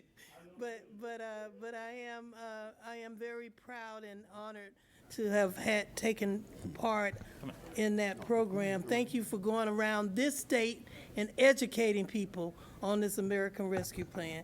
And also, he's vaccinating people from the Fort Valley University, and so they're going along with them, and so it's 2 for 1. Okay, thank you so much. I want to close this out and my report out. The other information will be presented at a later date, but I want to close it out with Atlanta, and also I want to congratulate, and he will recognize the new officers of the Georgia Coalition of Black Chambers. Melvin Coleman. Thank you, Michael. Madam Chair, and to all the attendees, thank you all. My partners across the state have done a more than adequate job expressing our strong feelings, our position on Executive Order 13985. They've set me up very well to spend some time focusing on the Georgia Coalition of Black Chambers. It gives me great pride and joy to say that I am the first ever president of the newly established Georgia Coalition of Black Chambers. My name is Melvin Coleman, and I currently serve as the executive director for the Atlanta Black Chambers, an organization that has been building, growing, and serving the entrepreneur population and the small business community across the Atlanta metropolitan area.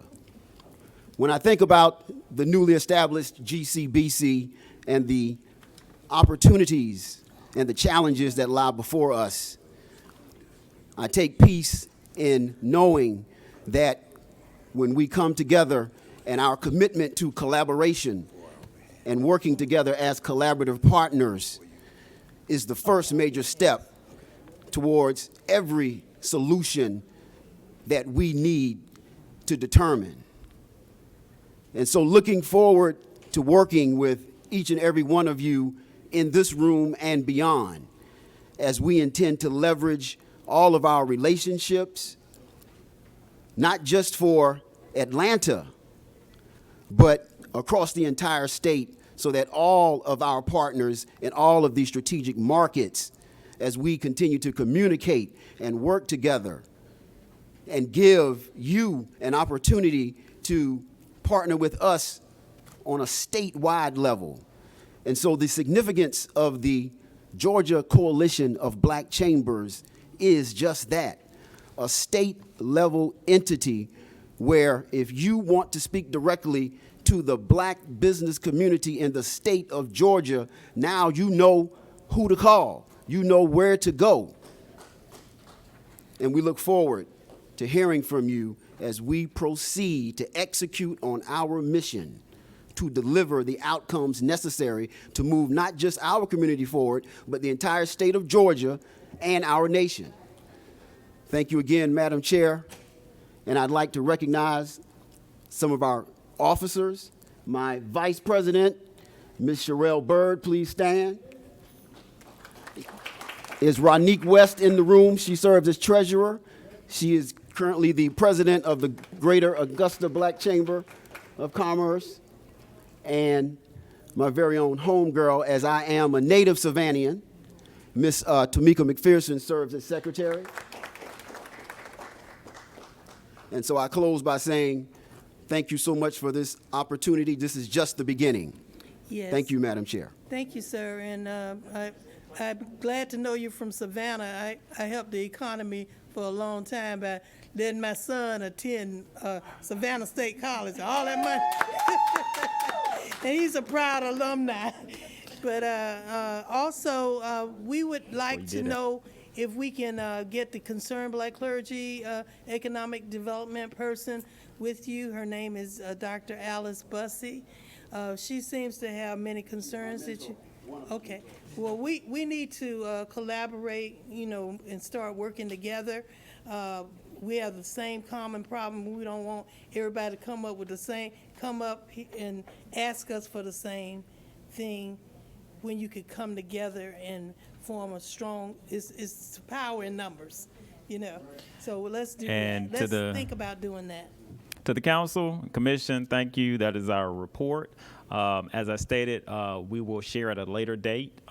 We hope that we can follow this session up during Black Business Month, August. So I also want to recognize Joyce Rhodes, who has been one of my mentors for a long time, who's a part of the Atlanta Black Chamber Foundation, and soon to hear about the Chamber Institute, which will be providing technical assistance throughout the state of Georgia to for-profits and nonprofit organizations. So thank you. That closes my report. Thank you. Thank you, sir. And if you stick around a while, we might have some questions for you. We've been joined by Senator Gail Davenport. And Senator Davenport, you want to quickly say hello to everyone? For real. Good afternoon. I'm State Senator Gail Davenport. I represent portions of Clayton County and portions of DeKalb County. That's Senate District 44. And I think I've met most of you in this room. I've worked with you before. You are doing great work, and we appreciate all that you do. And thank you so much, Senator James. Thank you. We're a coalition working together. Yes, sir. I'm sorry, Mr. President. Dr. Hill, I noticed I don't see Columbus up there. Is that included in the Southwest? Okay, I got it. We're straight. Where is she? We got to represent. We got to represent. And don't worry, I told them that you stepped out just for a minute. That's right. You would return. Make some calls. And here she is right here. This is one of your young elected officials in Columbus. This is my rep right here. How you doing? I ain't made like it. All right. We appreciate We're gonna that. We just heard from the domestic, I guess we'll say, economic development and community outreach with the Black Chamber of Commerce and others who have spoken. But we have, as I mentioned earlier, when Savannah was talking, we talked about dredging the port and opening the Panama Canal. The Panama did that. And now imports and exports that stopped during this pandemic, that literally stopped, can start again. And we have Grandmaster Frederick McHenry of the Masonic Order, who has brought the Royal Council from H.R.H. Laramie Wade from Ghana, Africa, and others who would briefly speak on the international, what this money is for rebuilding from COVID-19. And we definitely need to continue to import and export to make our economy stable again. So can you briefly address us, introduce yourselves, and Prince King, excuse me. King Wade. Yes, my name Your is Excellency. HRH Laramie Wade, or King Wade. It's more formally known in Ghana as Noya Montse, as being the formal title, which is Chief of Business Development. There are a number of different titles within the kingdom having to do with various forms of governance. So in my case, I help with really establishing business relations, both internationally and domestically. I'm represented within the Tumuri Royal Dynasty and the Obola Piumwi Royal Dynasty within Ghana. It's one of the traditional kingdoms within Ghana, but this particular dynasty spreads from Togo, Benin, all the way to Egypt, and we happen to be here as representatives to help with really the cultural awareness of West Africa, a lot of the misconceptions that Westerners have about the West African traditions and the West African culture, and to bring some form of assistance, just like in a situation like this, where we're looking at equitable solutions and having spoken about Savannah and their desire to really have a lot more imports coming from Africa. We're seeking to see if we can be of any assistance and if we can help to enhance that relationship that you already have that's pre-existent with West Africa in mind in particular. So I'm here with the Minister of Public Affairs, as well as his constituency, which happens to be the Masonic United Nations, which I'm also a part of. I'm actually originally native to Georgia, but I was elected as being the first African-American male to be installed into a kingdom, just simply because of my technical prowess and things like that, which is one of the things that we hope to be able to assist to bring more equity into this situation with the American Rescue Plan Act. Thank you very much. Quickly. Greetings, everyone. I'm most fruits and sovereign Grand Commander of the United States and the world, Frederick Lee McHenry Sr. I'm the founder of the Masonic United Nations, and I'm also the actual Minister of Public Affairs for the Kingdom of the Timawi Tribe, or the Royal Council of Ghana, Africa. Currently, right now, we're here to help, assist, and be able to maintain some type of order to help get everything facilitated in the correct way. We believe that you've got the right chairperson for the job, and the committee is in a good place. I'm very familiar with Senator Harbison. He's one of my brothers, and Senator Donzella James, one of our sisters. She's also the Eastern Star Prime Minister of our order. But we are here to actually put in work and be able to make sure that this is being carried out completely. And we're going to assist in any kind of way we can. Before there was any other government, before there was religion, there was the order, the Masonic order, before everything ever existed. So we always remember that. And I'm going to introduce to you our advisor and also business manager, Mr. Bobby Taylor. Thank you. Good afternoon, everyone. Madam Chairwoman James, I appreciate the opportunity here today. And Senator Harbison from my hometown of Columbus, Georgia. So I'm glad to see you here, and I would love to talk with you afterwards. But I don't hold any special titles from Ghana. I am a special advisor to these two gentlemen. I have a lifelong career of working here in the U.S. as an economic advisor. I have traveled the country from one coast to the other, top to bottom. And more specifically, because I am from Georgia, I specifically have targeted Georgia for our efforts from our company for economic development. Now, what we really focus on are broadband, affordable housing, and veterans housing. We currently have an initiative underway in Warner Robins, Georgia today that will provide about 1,000 homes for veterans. We are breaking ground in New Jersey on a project there that focuses on veterans housing. So we would like to do more of those things here in the state of Georgia, so we're looking for opportunities to do that. We are working with small businesses on broadband development in rural Georgia. I've traveled all from Warner Robins to Savannah and everywhere in between, looking at broadband initiatives and how those communities have been so left behind by economic advancement because they don't have broadband, good access to broadband and housing. And then the third was healthcare.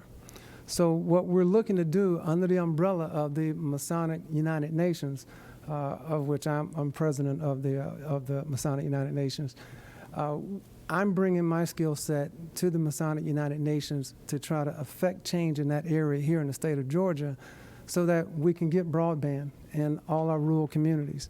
I've seen kids on school buses after school because that was the only place that they can get broadband at the local McDonald's.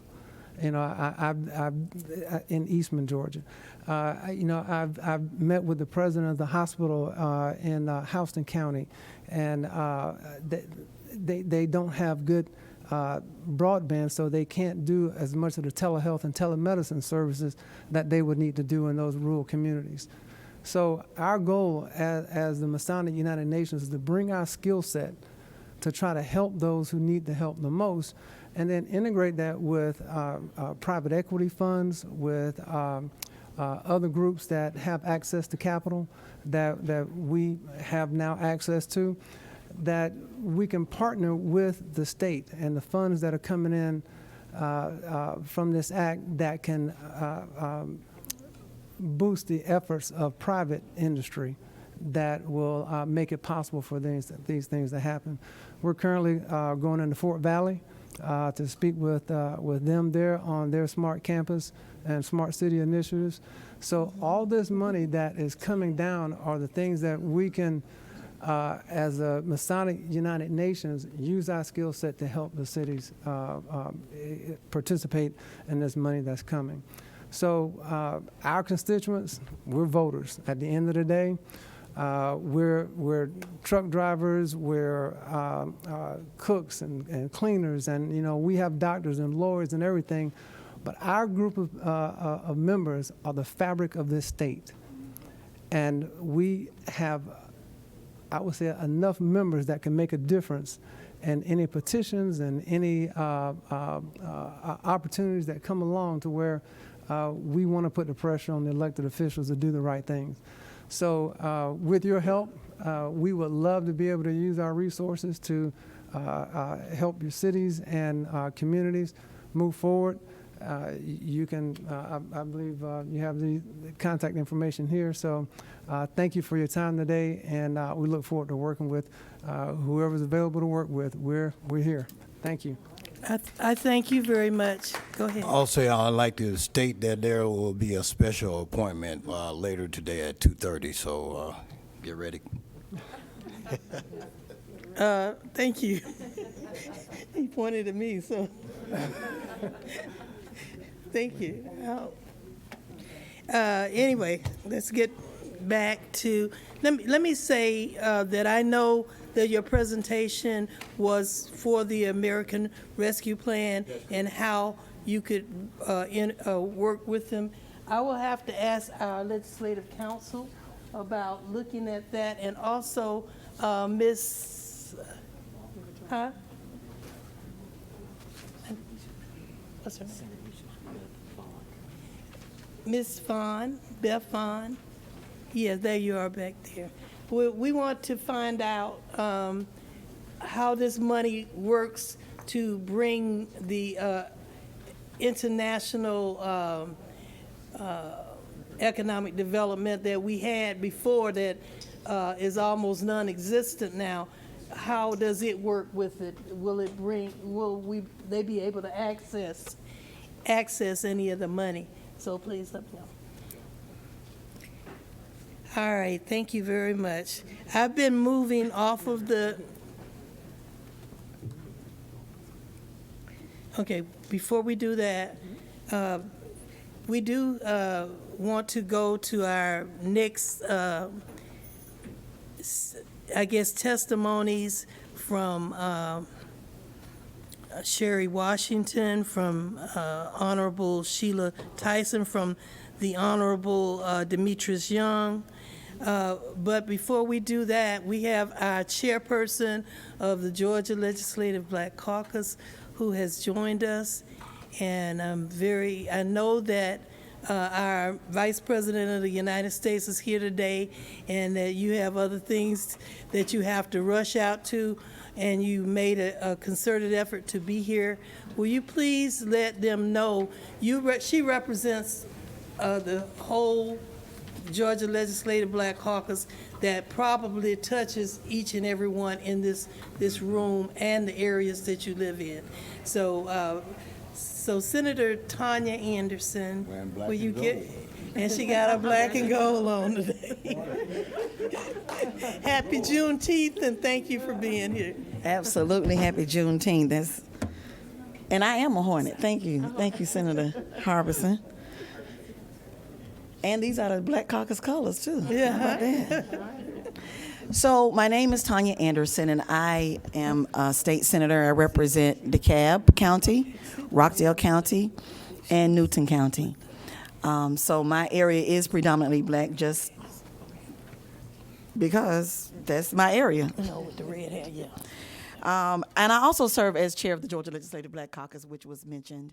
We have 68 members, the largest Black caucus in these United States, which means there are a total of 68 black state representative or senators in the state of Georgia. And our platform and our pillars are equity and justice. Imagine that. We know that the American Rescue Funds are available and what they're for. But I have to say that one of the main things that keeps us working is the fact that we need healthcare access throughout our state. It is a crisis that has been going on for years. And the pandemic did not help. It actually exposed a lot of the racial disparities and the racial inequities that have plagued our communities for decades. We have been devastated by health and economic well-being of millions of Americans. Specifically in Georgia, we know that this American Rescue Plan will help set up emergency facilities, specifically in our rural areas where they've closed down. It should not take someone 45 minutes to get to a medical facility. We need to support our educators. Shout out to my DeKalb folks who are here today. We need to support our educators, our teachers, our struggling small businesses. And it is no secret that the pandemic has disproportionately impacted small businesses across the state, particularly the ones owned and operated by women and minorities. We need to support our firefighters, sure, public safety, our frontline workers. My brother just said we're cooks, we're cleaners, we're carpenters, we're all of that. We need to support our frontline workers, our medical healthcare workers. And guess what? We have black farmers in Georgia. We need to support our black farmers. These necessary funds will minimize foreclosures because household instability is not just a financial issue, but also a health concern. We need to fully expand Medicaid. I said it before, I'm saying it again. Fully expand Medicaid, which would help with the maternal mortality rate, which is disproportionately affects women of color, black women and women of color, and the highest, we have the highest in the nation.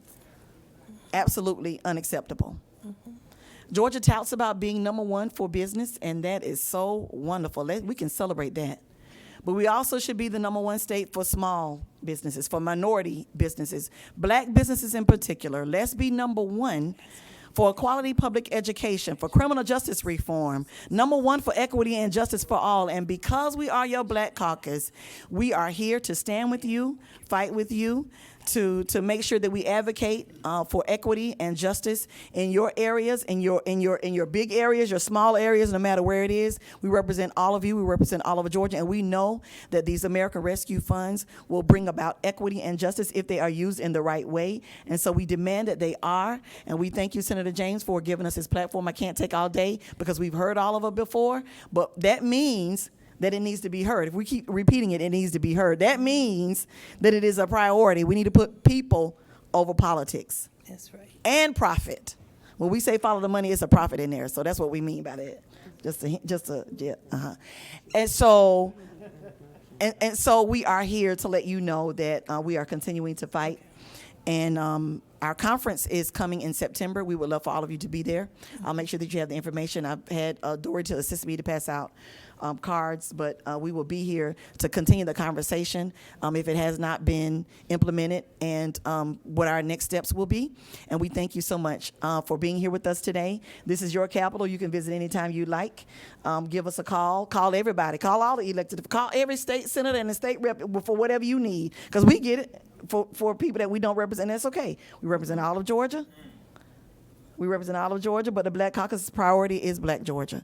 So we thank you for being here with us today, and we hope that you that we can come to a great solution for the outcomes that we need in the state of Georgia. So thank you again, and thank you for having me, Senator James. Thank you so much, Madam Chair. We truly appreciate it, and I'm glad that when we have our conference here in Atlanta, what's that date again? September 30th through October 2nd. Well, thank you. I hope that that will be one of the issues that we can address, and I hope that we can invite all of you to come and actually, because it's not just a party, it's actually meetings. It's actually the concerns of the state of Georgia that we want to make sure that we hear from you. So thank you, Madam Chair, and I look forward to continuing to work with the caucus on that. And I forgot, I'm part of you, right? That's right. You got some members. And then I'm on the executive board. I'm the whip. I'm the one that whips you. Right? Okay. All right. All right. I'm glad you didn't call me Mud Deer. But anyway, okay, I'm trying to make a little light of it here because we got some serious business that we have to continue to talk about. We have many folk here. We have the PTA, Georgia PTA people who are here. We have Alzheimer's Association that's here, but we have to follow protocol and allow our elected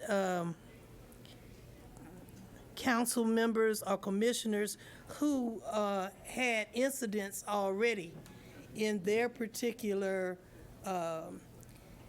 chambers. And so the first one, have we called Honorable Toya Tucker? Yes, we've already heard from her. And I'm glad she was on two different things, so she's already spoken. Sherry Washington, Commissioner of Rockdale. Thank you very much for being here, and thank you for your patience, all of you. And she was here early, bright and early, and still here.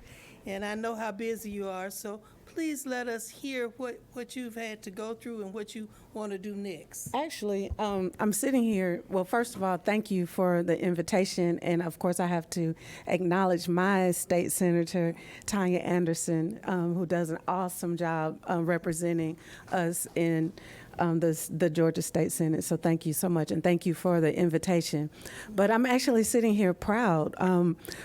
We received our first tranche in Rockdale County. We've been allocated over $16 million total. So we have a little bit over $8 million. And we went and rolled up our sleeves trying to figure out the best way to allocate the money. And all three of us came out with the people first. And so I'm very, very, very proud today to say that we have allocated over $2.5 million for workforce development, for small business assistance. We'll be rolling out a grant program for the small business assistance. We will be helping with evictions. I said workforce development, and other community improvement projects. Also, it's very, very important to us to recognize the hard work that our first responders did, keeping everybody safe. So we are doing incentives for our employees that were first responders. So we allocated almost $2 million for those things, for that kind of assistance. So the rest of it is to shore up the county things to make it safer for the pandemic, like our historic courthouse. We're going to ionize because we want to keep it safe. But like I said, I'm standing here very, very proud of the work that we've done in Rockdale counties to make sure that we put the people first with this first tranche. And I will definitely make sure that knowing, having been here, that when we get ready to allocate the funds for the second tranche, we keep the people first again. Thank you so much. Wow, thank you. And I would like to say that you have heard from 3 proud Savannah State alum today. My son is going to look at this later on. He probably knows all of you. I won't tell you his name because then if you know him, you'll say, "How old are you, Senator James?" But anyway, it's Brian James. So you might know him when you see him. And then you'll calculate my age. I'll whisper it to you later. No, I'm proud of how old I am. Thank you, God. I'm proud to be alive. I'm proud that they have this particular American Rescue Plan that is supposed to be bringing us from COVID-19, because I know firsthand what COVID-19 can do. Sitting up here at this Capitol working, and then one day happy and talking, and the next day in a hospital for 4 whole months. So I'm walking now, I'm talking, I'm COVID-free, don't worry. I got my vaccination. so I'm ready to go forward, but everybody has not been ready. It's hurt so many people, it's taken so many lives, and a lot of people, they're losing their homes. That's who calling me, the people who are saying, well, they didn't put us out, but now we're going back to normal and they're going to ask for all the money over again, and we haven't been working, so we don't have credit to get refinanced. So what are the legislators going to do? Well, the legislators going to pray and work and do what we can, but we all have to work together. Together we can defeat COVID on every level, on the level that it still exists. Senator, were you about to say something? Well, I can say this about the chair. She mentioned about the trials and tribulations she has had. And I got to tell you, if you know Senator James, it takes her about 2 hours to cross the street. And and let me tell you what I mean by that. She's going to talk to everybody she sees going across the street, and she's going to make them agree with her bill before she crosses that street. And we were suite mates once, and I promise you, she talks to everybody with a caring ear, and this is just an extension of that. What she does here about caring about people, trying to restore America, restore Georgia, I think this is just an extension of her caring attitude and what she does every day. She's very efficient, a hard-working lady with an undying spirit and a focus on God. That's a great thing. Praise God, and I'm going to give you your $1. I'm going to make it $5 now. Thank you. Okay, we have to get back on this because we have about 8 more folk on here. And the next person is Miss Honorable Sheila Tyson, Commissioner of Jefferson County. And right after the commissioner, we'll have the commissioner from Albany, Georgia, the Honorable Demetrius Young. So please. Oh, Mayor Young's son. I know Mayor Young. Oh, my goodness. Oh, I'm sorry. I know we're supposed to be, well, I'm kind of a little off the chain here. I've been so excited seeing so many people. But we usually are very strict and stay on board. But we're going off a little bit today. But we're getting all the essential information, and we are going to still work hard to make sure that we can come up with ideas, especially with our, I see our 40-day tour is going to speak also very shortly. Okay, next person, please, Honorable Commissioner Sheila Tyson. Thank you. Is she here? No, she's going on Zoom. Okay. Okay, she had to drop off. It has been much longer than we expected. Honorable Demetrius Young, please come forward, and thank you.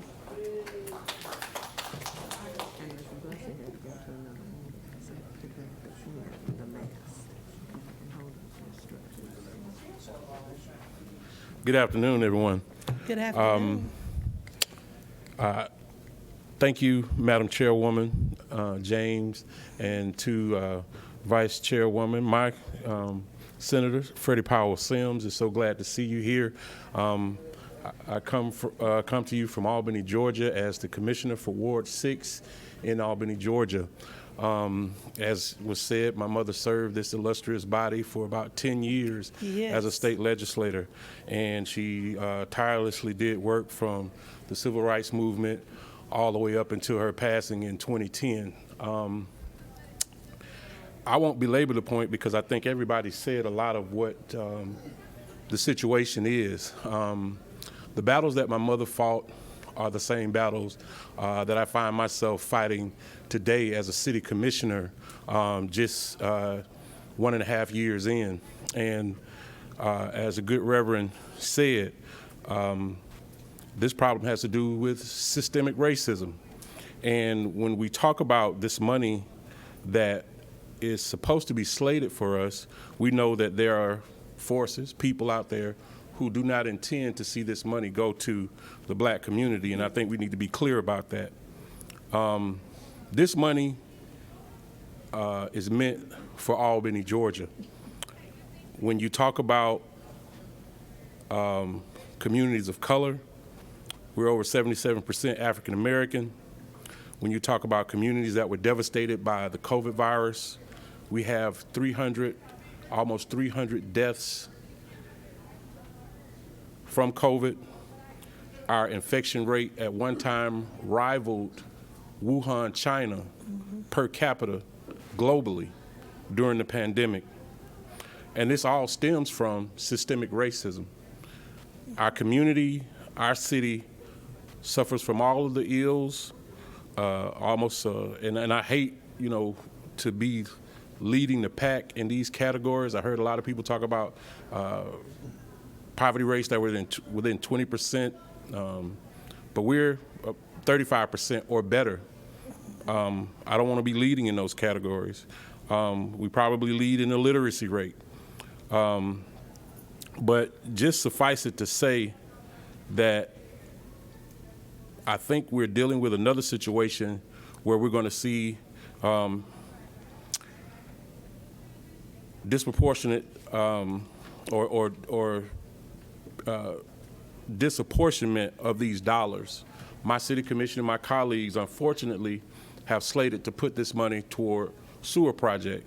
And I can't tell you if this is a coordinated move, because I keep hearing the same thing. I keep hearing the same thing in Columbus. I keep hearing the same thing in other cities, especially cities who have these conditions, have a large community of color, have all of these disproportionate conditions, crime, and other things. And I can't tell you how mind-blowing it is that we have all this information.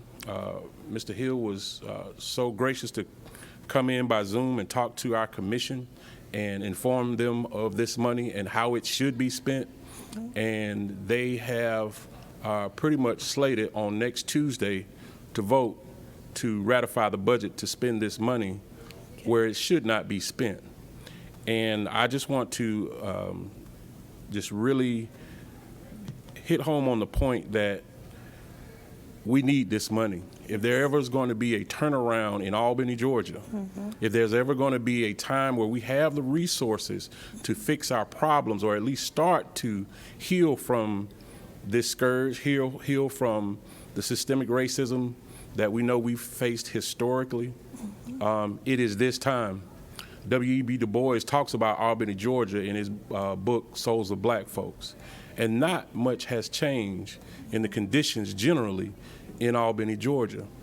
Again, my mother fought this battle for many, many years, and I don't think there's ever been a time where we had resources come down from the federal government that said, here, we recognize the problem, we see the problem, fix your city.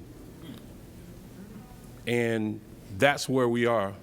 I'm imploring everybody listening on this call, everybody in this room, and especially to our citizens in Albany, Georgia, to implore your commissioners, and not just the city commissioners, but the county commissioners, and not just the commissioners at the county and the city, but also the school board. We have a moment right here where we can change the trajectory of Albany, Georgia. It's been going down even from a low point. I'm afraid to say for us, COVID was probably our lowest point. That's where we're at the bottom. But as they say, when you fall down, it only matters if you get up. If you stay down, then that's where you'll be. But you can get up, and we have the means to get up. This money that we have are those means, and we need to get it. I thank you so much for your time. Thank you, Senator Sims. Thank you, Senator James, and I appreciate you. We thank you, and your mother is very proud, I'm sure, in heaven. I did know your mother, and she was almost a mentor to me, so I'm proud of you. Thank you. Thank you for being here today and staying with us for so long. Did we have the Honorable Hank Johnson, our congressman, had a representative here who, and Hank Johnson is the chair of the Oversight Committee that looked at the American Rescue Plan and voted on it and voted it out in order to go out to the other congresspersons. So he has insight on this bill, but is his person still with us?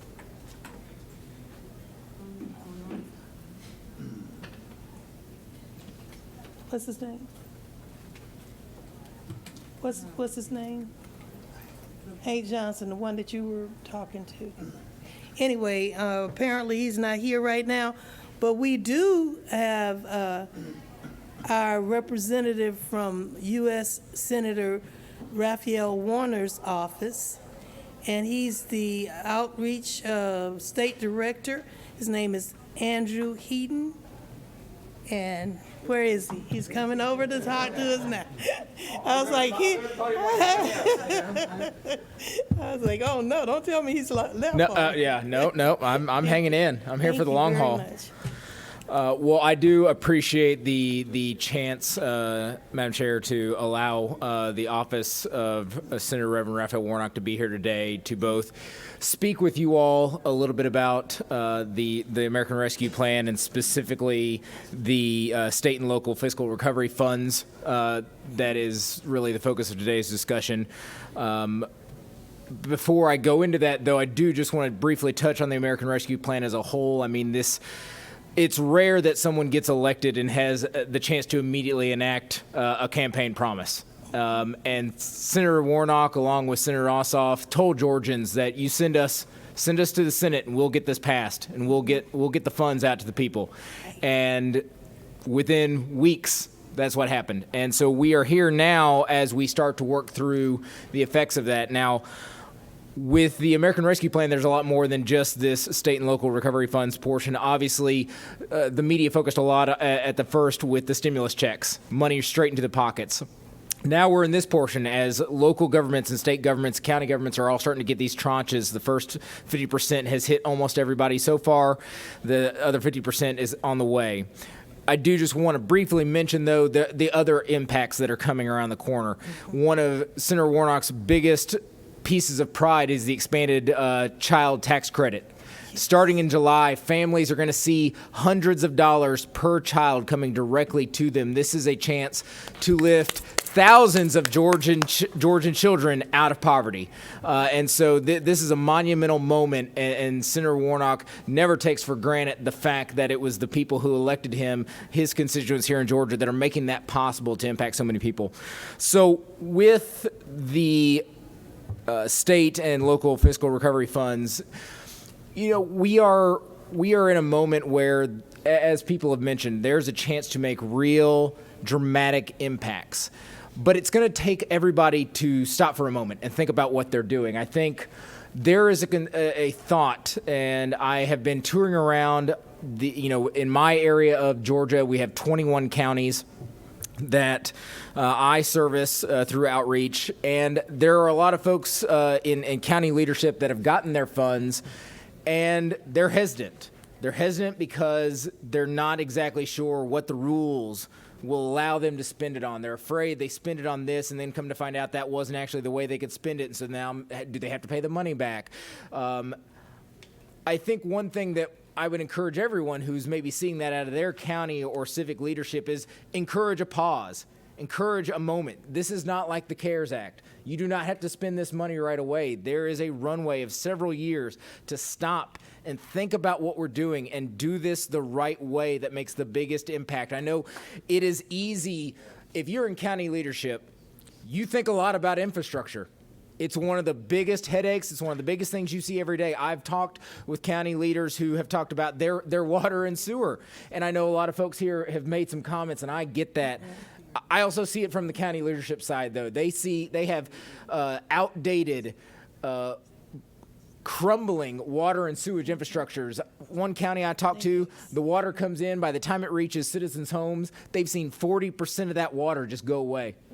Through leaks, through bad, crumbling, outdated pipes and pumps and everything, they're losing almost 50% of their water. So I understand why, if you're a county leader who's for years wanted to do that, that could be a knee-jerk, because you see on the list, and of everything on the list, it's one of the easiest ways to maybe spend the money.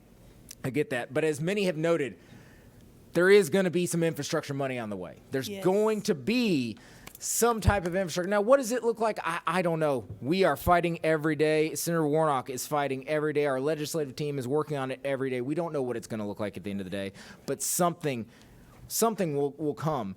This moment is a moment to take advantage of once-in-a-lifetime funds that are coming in. And so we have a chance to look at things like equity-focused services, to look at the hardest hit communities and families, to look at things like addressing health disparities, social determinants of health, funding healthcare workers, public benefits navigators, remediation of lead hazards. We've got a chance to go to educational disparities through early learning services, additional resources for high poverty school districts, educational services like tutoring, after school programs. We've got a chance for individuals experiencing homelessness, affordable housing development, housing vouchers, residential counseling, housing navigation assistance, economic opportunity, loans, grants to our small business owners.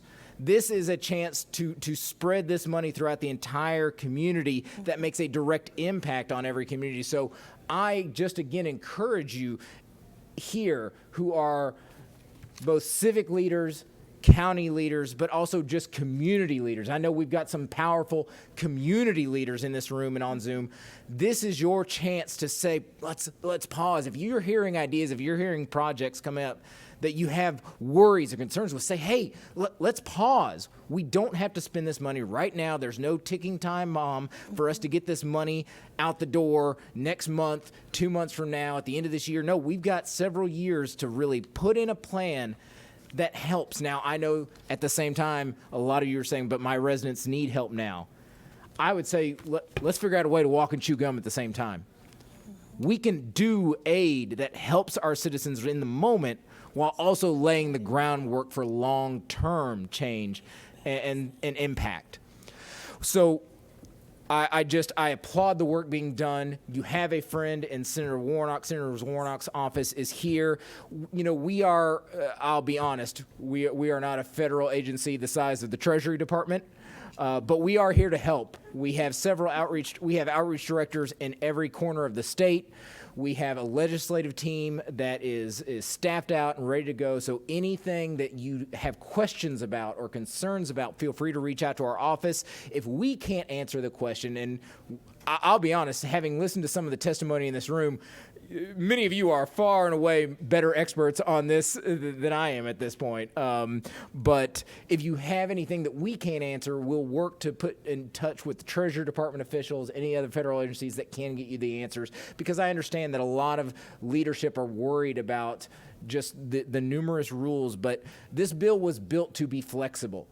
The American Rescue Plan, and specifically this fund, was built and written in a way to provide flexibility. And so I think we need to have courage and boldness, and we need to embolden our leaders above us to be bold and courageous to use these funds in a way that makes the best impact. And I would lastly say, I want to float back a little higher level again, outside slightly of the scope, but this American Rescue Plan as a whole was, in fact, a once-in-a-lifetime generational impact. We're seeing it all start to come down to Georgia. I would note one thing that we're not quite there yet. The American Rescue Plan, and this is something Senator Warnock talks about a lot, the American Rescue Plan included significant federal funding that would allow Georgia to expand Medicaid, ensuring nearly 500,000 Georgians in the coverage gap and adding millions in additional funding to the state budget. That is something that would help every Georgian across the board, but especially the communities that do not have the access to health care, do not have the access to insurance. We have to encourage, when we talk about encouraging our leaders to spend these local and state funds the right way, we have to encourage our leadership to expand Medicaid in Georgia. The funds are there. Let's not leave it on the table. So again, Chairwoman, thank you so much for allowing us to be here today. Thank you very, very much. And we are so happy that Senator Warnock is working with us. Many of us have been seeing him at Ebenezer Baptist Church all these years, and knowing that that's the home of Reverend Dr. Martin Luther King Jr., and I see the King Foundation here. Dr. Babs, were you going to speak today? Okay, but do you mind allowing the two people that are ahead of you to come first? Okay. I wanted to recognize you. And did you bring Mrs. King with you? The sister, okay, all right. She's not here today, okay. But you represent the King family well, so thank you. All right, we have a few more, where are we? Oh, me? Before you. We're going to do you last. She's on? Okay, it is, we Okay. actually have Commissioner Tyson. We do? Yes. Commissioner Tyson is here? From Alabama, she's on. Oh, on the line, okay. Oh, she's from Alabama? Yes. She wants to tell us what she's doing? What she has done, she was supposed to, we had called for her earlier. She's just getting Okay, okay, let her speak, and then right after her, do we have Fanika Miller still here? She was on. She will be going online. Okay, and we do still, next though, right after the commissioner, we have Reverend Malone. Did we have Barbara Pierce to come up already? No, she is here. Oh, hello. Okay, so first we will hear from, what's her name again? Yes, Commissioner Tyson. Commissioner Tyson. And I have 5 pieces of paper, that's why I'm asking them. Okay. And then, right after that, we will have our Georgia Association of Educators. Then we'll have Reverend Malone, and then we'll have our, where is she? Yes, First Vice President Barbara Pierce. First Vice President of the NAACP, and I've been a member ever since I was a little girl. I was there stuffing envelopes. So. John Dale Johnson. That's my aunt. I'm a Johnson. Thank you. Okay. People are leaving, and we thank you for being here with us. Hi. Go way back. Okay, please do. Yes. Mm-hmm. Yeah, we're going to crank up here and fit so we can finish. And then I wanted people to be able to make testimonies. So we do have the Alzheimer's people here, and I've been not skipping over you on purpose, but you'll be coming up too. And Mayor Willie Burns. He is outside. The very first person that came to the office this morning an hour early. Speak before this young lady. I'm so sorry. I see your names. Commissioner Tyson, hold on. Good I afternoon. have all these papers, and we skipped over to try to accommodate people who had to leave earlier. So thank you for your patience. And sir, you were the first person with Sharon Hill right here that called me and asked me what could the state do to look at this for all the cities and all the counties and organizations and just the citizens in general. And so that's why I am convening this meeting from the first two people who asked me to do this. So you're the one in trouble. Thank you. Thank you. Madam Chair, and to Senator Harbison, I want to say thank you for giving me the opportunity to speak. But I had took myself off the agenda. I know, but it's challenging to get people to understand what the funding does for, especially in rural Georgia. And I think if the dynamics of what has happened during the pandemic is just deploring, because you got, say for instance, for somebody in the hair care business, or that cuts hair, and they're shut down for a year, and the challenge is, how do I receive the PPP funding? How do I get any funding? And when you go through all the paperwork, they're denied, or they just don't do the program at all. And it's a headache for me because I'm very passionate about who I am. And coming from a background, I'm a retired state trooper. I ran a patrol station in Georgia. I'm probably one of the first 15 black troopers in the state of Georgia. This is my stomping ground. I did security for two governors, Zell Miller and Joe Frank Harris. Wow. And I say that to say this, what's missing, especially in rural Georgia, is technical assistance. It's being able to even sit down with a mayor or a city council member to make them understand what the funding is really for. Read the executive order. I read it 3 and 4 times. The key word is redress. Redress. You said, Mayor, what are you talking about? Well, you need to fix what's wrong. Correct. Yes, sir. And it makes me sick when you sit there and somebody's sitting at the table and they're going to fix some water and sewage.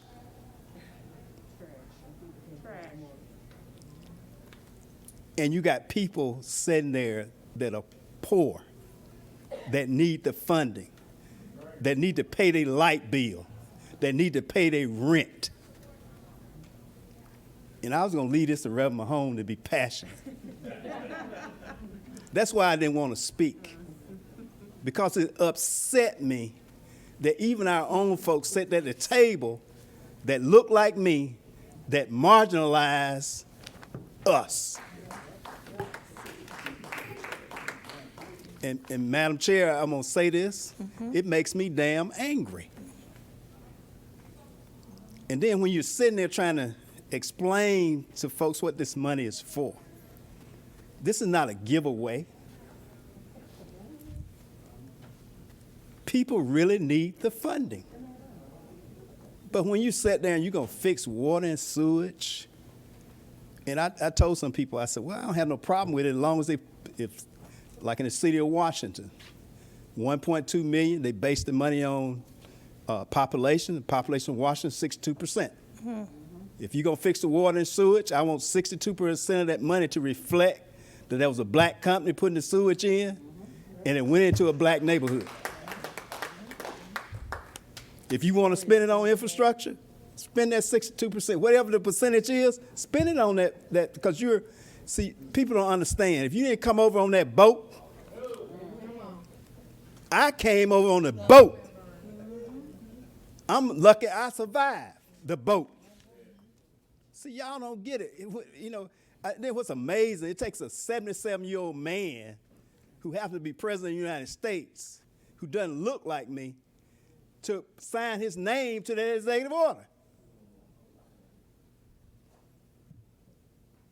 See, now my PK coming out. I'm a pastor's kid. So, Madam Chair, I hope I satisfied your requirement today. Yes. I came early because being that I'm a retired state trooper, I used to take care of the governor. It was always, he wanted to be on time, especially Governor Miller. He didn't want to be late. So I patterned myself like that. And I didn't want to speak because, like I told her earlier, the yardstick for me is 66 years old. And my yardstick say I need to be making kings, and I'm not a king. I want to be a kingmaker. So to be a kingmaker, you need to educate the folks that are underneath you, and that's why I'm here, to educate and be passionate about what we do. But we need to do some technical assistance around the state, especially in rural Georgia. Atlanta got what they need.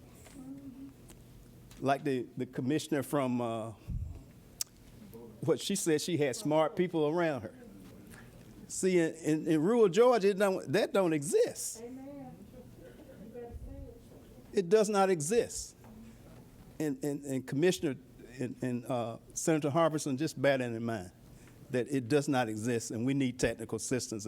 And the way you do it, the Black Chamber, the coalition, get them the funding that they need to provide that technical assistance. And thank you for your time. And also, you didn't tell them what you currently do.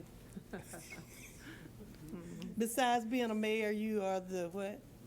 Executive Director of the Georgia Conference of Black Mayors. Thank Yeah. you. So we thank you, and we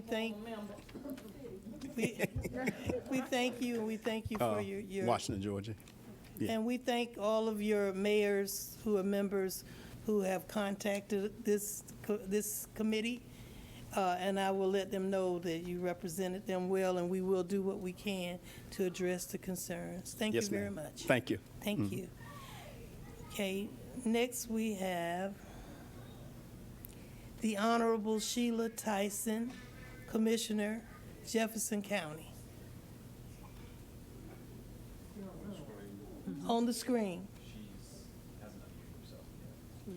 She hasn't unmuted herself. Unmute yourself, please. Commissioner Tyson. Yeah, am I unmuted now? Yes, you are. Thank you. And thank you so much for having me on this call. Thank you. And I am very concerned for the state of Alabama, not only Jefferson County, with this funding that's coming down.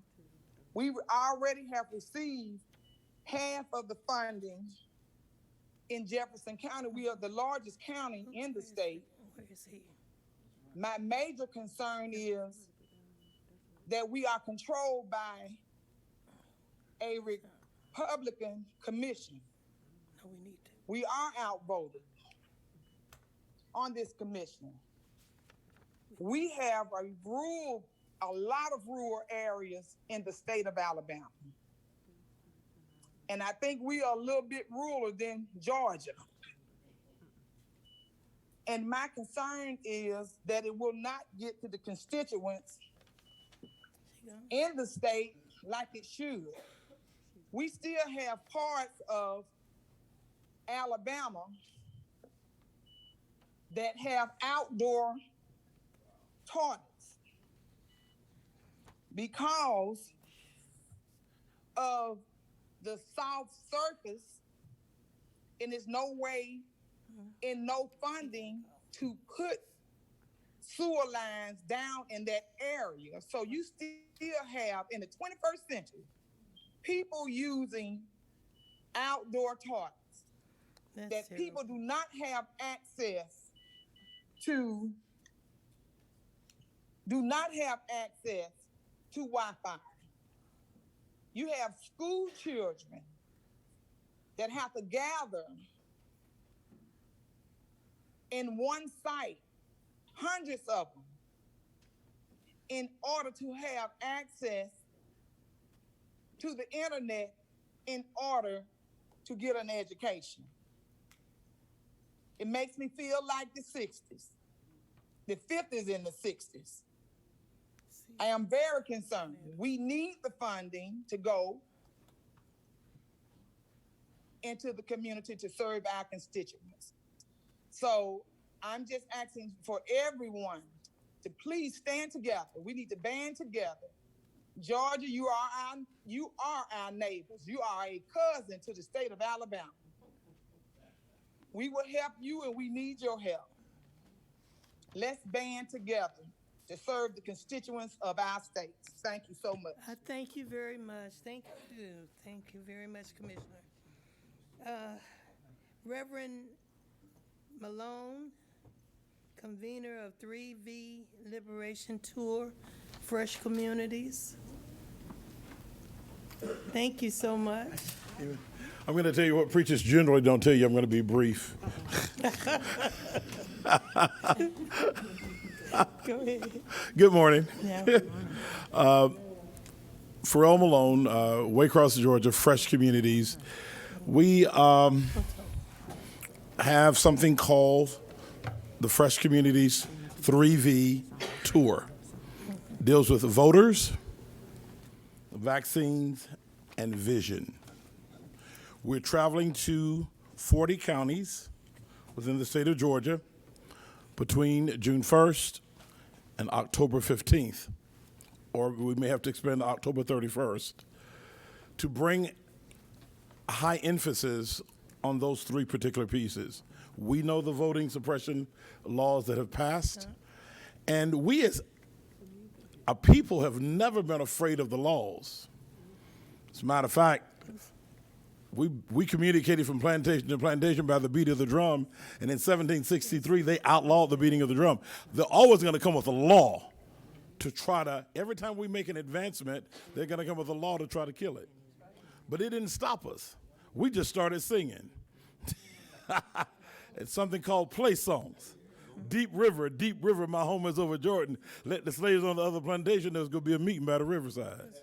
We listened long enough to see when that meeting was going to be. Let us break bread together on our knees. When I fall on my knees with my face to the rising sun, oh Lord, have mercy on me. If you go face the rising sun, you're going to meet on the west bank of the river. I'm just trying to make it real that, yes, they did those laws, but yes, we will overcome that. And that's why we're going into every county, to let folk know what they need to do to make sure that they are registered to vote, that their name is not purged off the roll, and to make sure that they have the adequate ID. And we're assisting them to make sure that happens. The suppression only gives us more energy. The suppression only makes us stronger and more determined. So we're going to all of these cities, and the next thing is the vaccine. Our community was proportionately hit harder by COVID-19 than anybody else. I'm not saying everybody's going to take the vaccine, but what I am going to say is everybody needs to be educated concerning the vaccine. So what we're doing is we're going to each site, we're educating everybody on the vaccine, and we're having the vaccine available if they want to take it at that site. Mm-hmm. We're working with Fort Valley State University. They have a system as well as CORE and other entities so that we can provide that on site. The next thing we're working with is vision.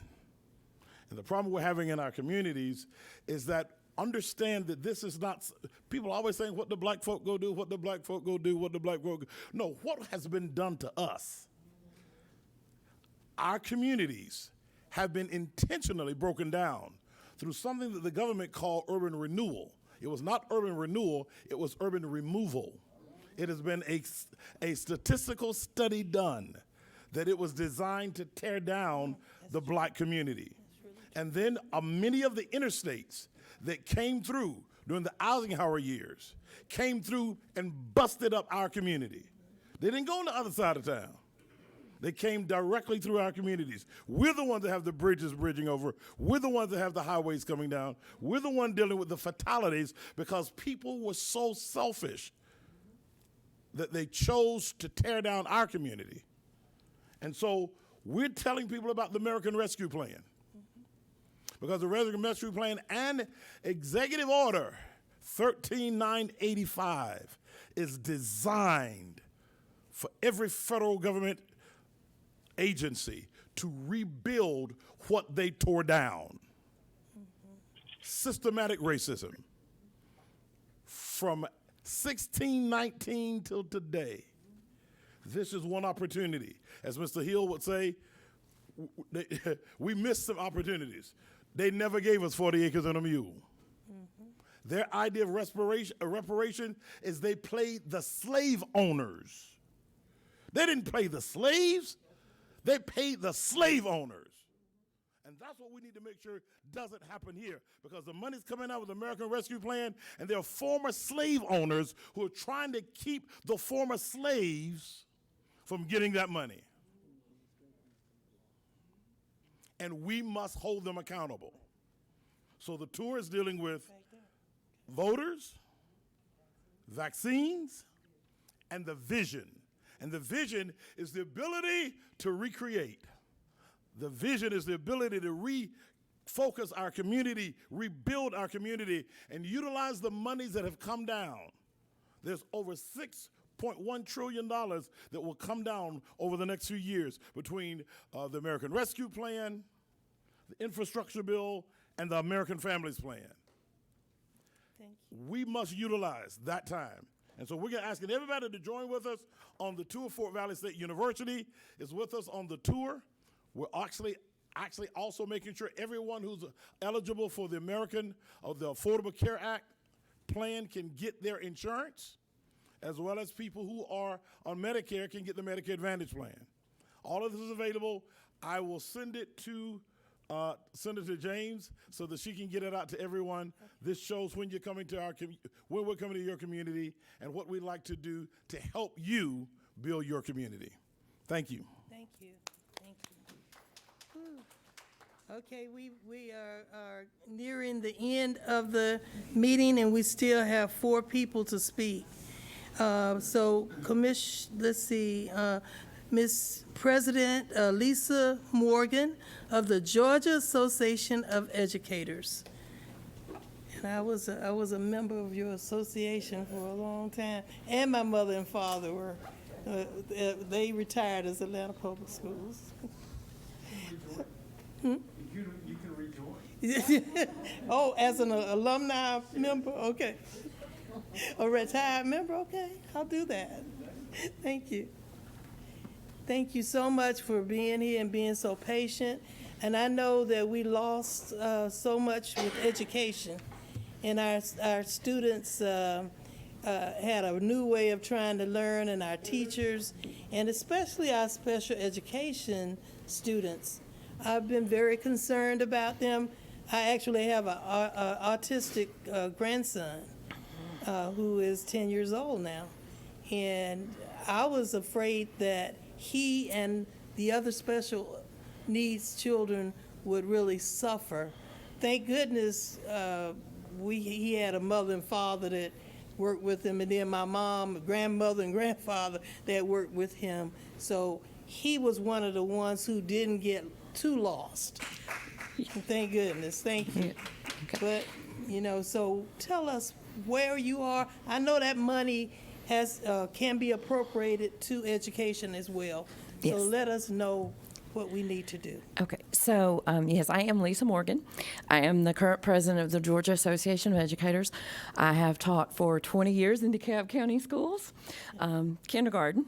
So my students and I definitely experienced the challenges of the pandemic when it began. Not having devices, not having internet at home. In fact, I managed to create my lessons, and I know educators do this all across the state, as long as their parent had a phone that could take a picture and receive and send picture texts, my students were able to continue their learning. And that's what we did, because that's what we had to do for our children. The American Rescue Plan has $4.249 billion for public education here in Georgia. Some of the things that were done with the previous money, we really need to look at, because some of it was very well spent. The previous funding was used to expand CTAE, which is Career and Technical Education, and we were in a school board meeting actually yesterday. Over 97% of our students in this state who participate in some form of CTAE graduate from high school. So we want as many of our students as possible to have that opportunity. There was also increase in fine arts and health and physical education for our students. There is a platform for professional learning, which will be available to educators across the state. That will come from some of those funds. We hired additional school nurses this year, which we know we needed additional school nurses, but we need to be able to keep those additional school nurses because we needed those nurses before the pandemic started.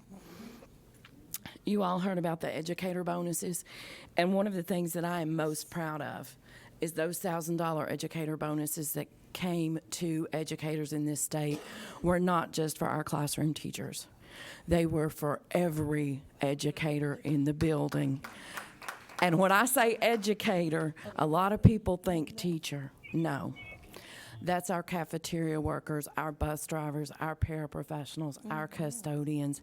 Everybody that is within arm's reach of a child every day is an educator. Yes, yes. So the State Department is developing a public dashboard so we can see how the local funding is being spent as well.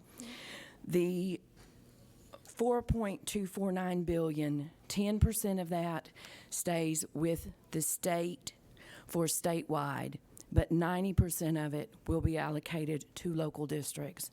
And those allocations are based on the Title I formula. So those schools and school districts that have more need and have students that have greater challenges will be receiving more of the funding. The funding has a focus on rural Georgia, access to technology for students and educators, meeting the needs of our underserved students, whether that is underserved due to being in a system with high poverty or whether that is because they are a special needs student or an English language learner. There are going to be academic recovery specialists at the State Department to assist districts throughout the state to help those students who have suffered some delayed learning. That's one of the things I've said throughout this. Learning loss does not happen. That is not a reality. As educators, we believe in the power of yet, and our students may not have learned everything they normally would have learned yet, but it is not lost. They will be in the classroom with educators, and that's what we do each and every day, is help our students to grow and learn and achieve. One of the things that I'm excited about in the state plan, there are community grants for summer enrichment and after-school programs that community groups can apply to provide some of those services to our students. There is also statewide grants for different groups who have been providing before and after school and summer programs for our students, such as the Boys and Girls Club, that they can apply for those. There will now be a nurse, a school social worker, school psychologist, counselor, and media specialist based at the state to provide information to those specialists throughout all of our schools.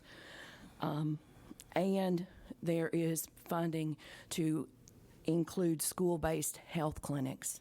I know many of our students need some health care or some dental care, and that it can be provided for them in their schools. And I'm glad this state's looking at that. We had some of that in DeKalb County. My school, we had the dentist bus that came, and we also had a doctor that came on a bus to provide those needed services for our students. Our GAE priorities that we really want everyone to look at: reducing class size.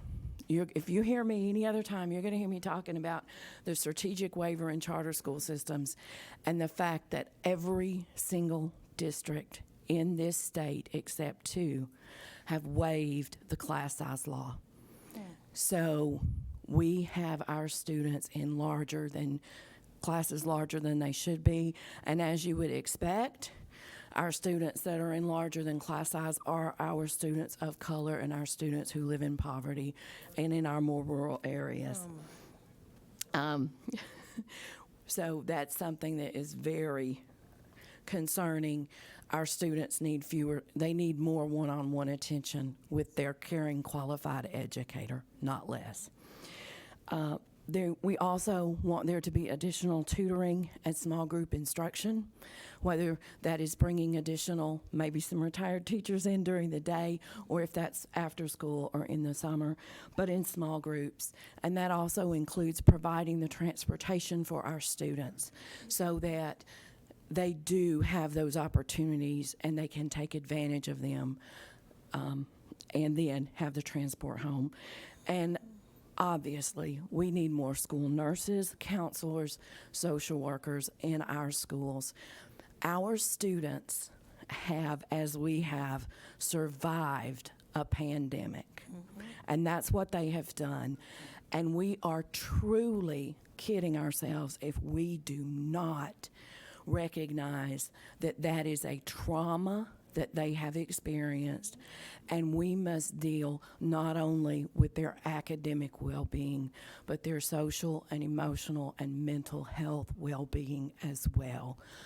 I know we have students throughout this state who have lost a loved one, and we cannot ignore the impact that has upon our students. Yes.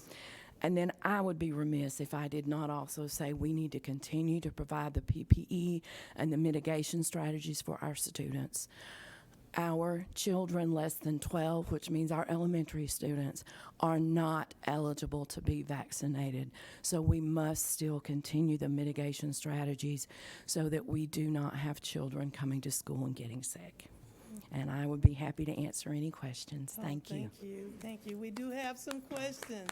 But before you, Reverend Malone, we have to get our panel. No, you'll be next. Go ahead. Let me just say how much I appreciate your work and what you do. As a former member of the Vice President of the Muscogee County School Board, I served 7 years with Barbara Pierce there, Miss Pierce on the school board as well. But I appreciate it because my wife was a teacher as well. I appreciate the sacrifices and the personal money you spend every day on these children, but more importantly, the personal time and care that the teachers of the state spend with the children is just really gratifying and inspiring, and we should never forget their sacrifices and great contributions. So anything we can do, I'll certainly push that for you. Thank you. Thank you for what you do. Thank you. And Reverend Malone has a question. My question was, I heard you say community programs. My board is saying that they are forbidden to do community programs. The community programs I was speaking of are through the State Department of Education. They set aside funding to do that, and they will have a grant application program for those. And I can give you the link if you would like to the statewide application was due June 27th, and it is available publicly that you can read the state plan. Okay, great. Yes. That was the question I was going to ask, because I received many calls about them going before the board and asking. And I know that you said for summer programs. Yes, ma'am. Is it too late? It will not be too late with this because the American Rescue Plan funds can be used through 2024. Yes. So next summer, the following summer, Okay. those would be available. Okay, can you also send the link to me through Diego? Yes, ma'am. I Okay. certainly will. He's a great young man, and y'all give Diego a hand. Thank you so much, and thank you for being here with us today. We will be calling on you again, if it's okay? Yes, ma'am. With you and Mr. Fleming, and we appreciate you. Thank you. And we have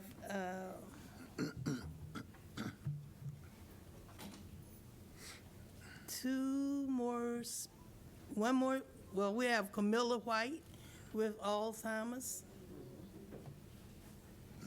And then after Alzheimer's, both of them, then we'll have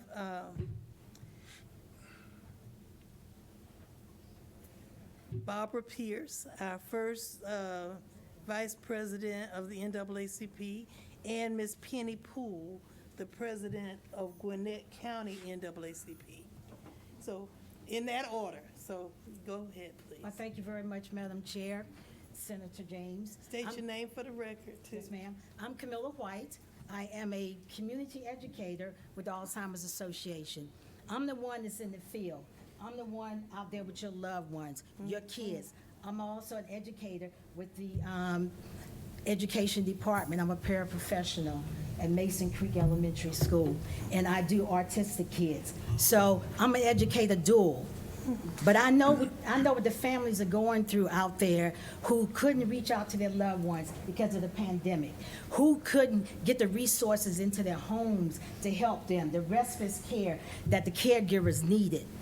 And we need that resource out there. It's not out there now. It has halted.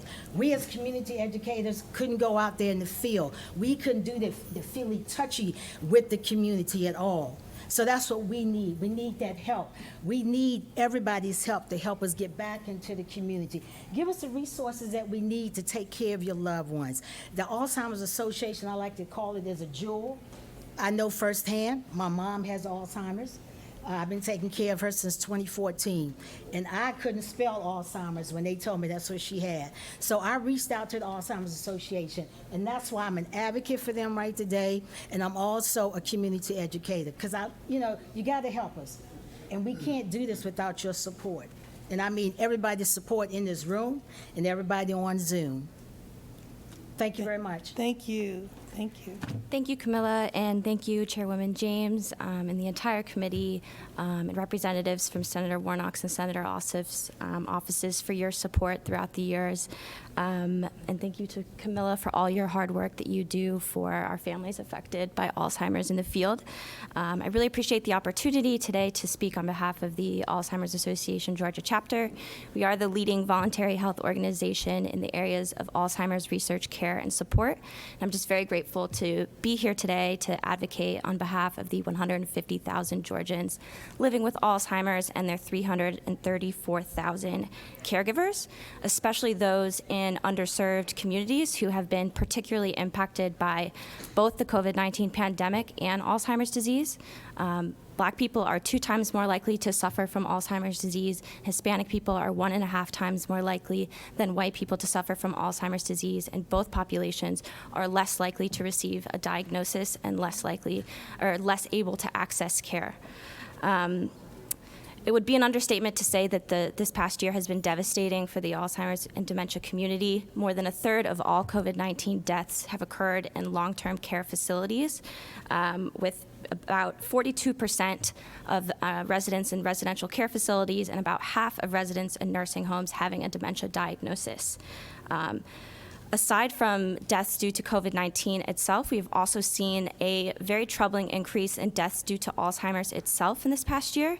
According to CDC data, there's been a 16% increase nationwide in deaths due to Alzheimer's, and the situation in Georgia is actually far worse, with about a 25% increase in deaths due to Alzheimer's this past year. Our areas of focus in our work here at the state are increasing public awareness, early detection and diagnosis diagnosis, which is going to become all the more important as we've recently had the first drug in history approved to treat the underlying progression of Alzheimer's disease. We're also doing work in the area of building a dementia-capable workforce, which is one of the biggest issues that we have here in Georgia, as Georgia is at the bottom of the barrel in terms of the availability of a direct care workforce, ranking 48th in the nation. The pandemic just laid bare some of the issues that those living with Alzheimer's and dementia have been facing for years. Having trouble accessing home and community-based services, which we are thrilled to see that the American Rescue Plan has that increased federal match for home and community-based services, and would encourage the state to increase their investment as well. And of course, addressing the quality of care in long-term care facilities throughout the state. So we just want to be here today to, illuminate our issues and let the state know that we are here as partners to you to put together proposals on how best this funding could be used for those living with Alzheimer's and dementia, particularly those in underserved communities. We have colleagues across the country, in Florida, who have put together proposals related to American Rescue Plan funding, and just want you to know that we are here to do the same here in Georgia. Thank you for the opportunity today, and we look forward to working with you all and working with the Legislative Black Caucus in particular to make sure that our resources, our support are available to those who need it most. So thank you. I thank you very much. Are there any questions? I do have a question. Yes. For some reason, it looks like an epidemic of people catching Alzheimer's that are not very old. These are young people.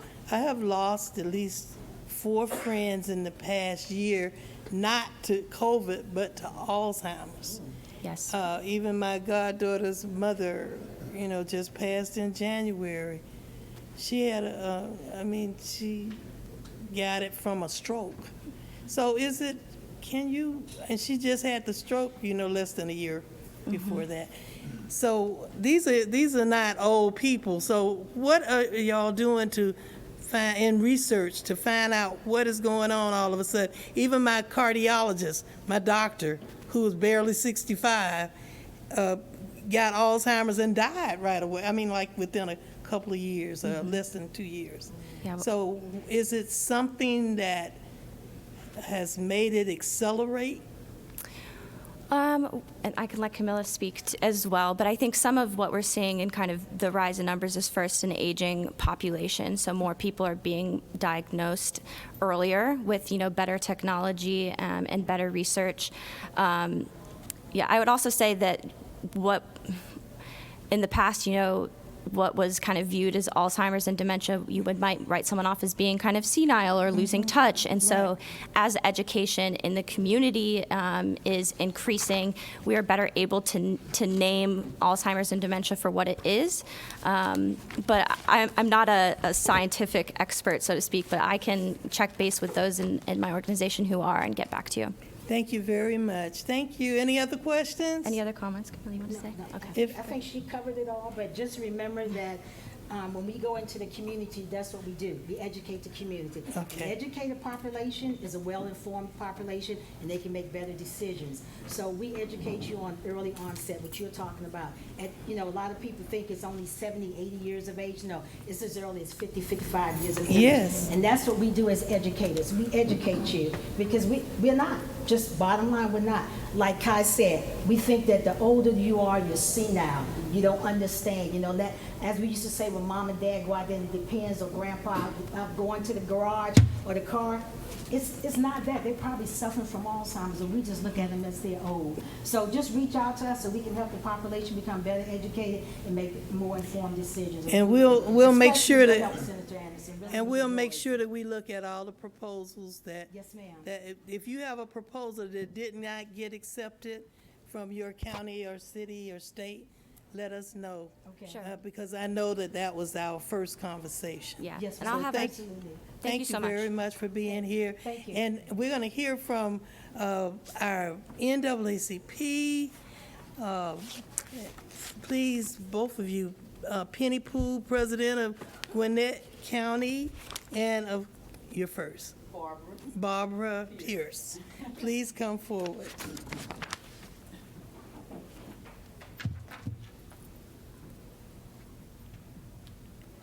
Well, while she's making her way up, I just want to tell you that I practiced the 3 B's. Be brief, be to the point, and then be seated. We love it. Go ahead. Okay, so I'm not an expert on any of this. I'm not a financial consultant or anything like that, but I was asked yesterday to come here to represent the state of Georgia's NAACP. Now, I am the first vice president up until August the 1st, and I will be then your president. Oh. Now, the NAACP state conference covers just about everything that we're talking about in this room: economic development, education, health, housing, everything. So I'm here to bring back some of the things that I've heard from you, and I've been driving from Columbus, Georgia for 2 hours, and I heard the whole thing. Okay. And one of the things that I heard the most is follow the money. And that's what we want to do, because we want to make sure that our people, the brown, black, beige, whatever, we want to make sure that they get everything that they're entitled to. So I'm here to do what I need to do, is roll up my sleeves and get involved with our senator, which is also a very good friend of mine. He calls me every other name but Barbara Pierce. But I would like to be a part of his subcommittee, because we are in Columbus, Georgia together, and also like to work with all the other NAACP units and see what we can do to make this better, to make sure that we get those funds, if we do get any of those funds, and I'm hoping that we do, apply for whatever we need to apply for, to bring this conference forward, to make this work, and do the things that we should have done a long time ago. Okay, I'm not going to say a lot, so I'm going to give you some time, okay? Thank you so much for inviting me, Madam Chairman, and Mrs. Hill. I don't see her in here anymore. And it was just, okay, it was just yesterday that they gave me a call and said, can you be at the Capitol? And of course, I could not say no. If I'm going to. We realized that you weren't on the schedule when we looked at the agenda. Just yesterday. And it had so much on it. The one group that I know that fights really hard. That's right. And is eligible for some of this money for some of the projects that you do. I wanted to make sure that we didn't leave you and out. Special education, because like Senator Harbison said, I spent 8 years on the school board. I'm a former educator. I work with children this summer. They are arts children of all different kinds of backgrounds. And so I know that these families really can use this money for whatever reasons in the community. Well, so we do now have 2 subcommittees that have been appointed, and they will be announced more. And Senator Harbison is the chair of one of them, and both of them will address concerns that we've heard today. Okay. So, they'll go to either one or the other. So I think the things that, like the education and agencies and all, they will go to one of the committees. Like the GEA and all of that will go to one of the committees. And then the other projects, the monies that go to the counties and the cities will go to Senator Harbison's subcommittee.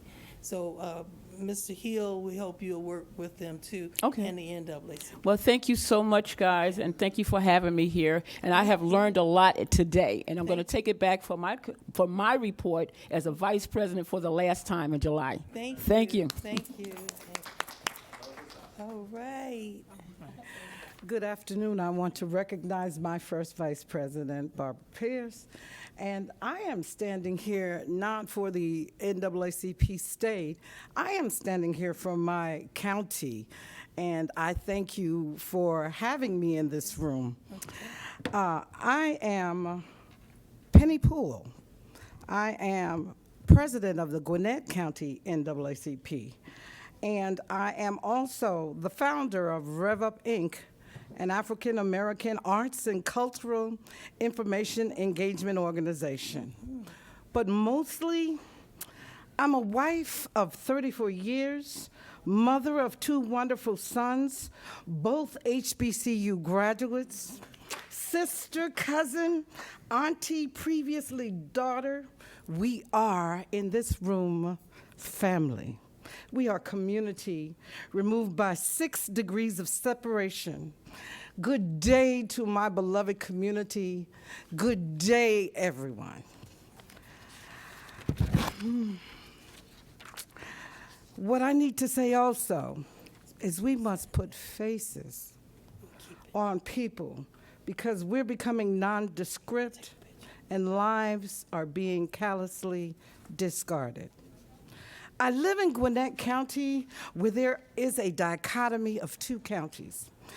In Gwinnett, we must speak for the voice of African American and marginalized people.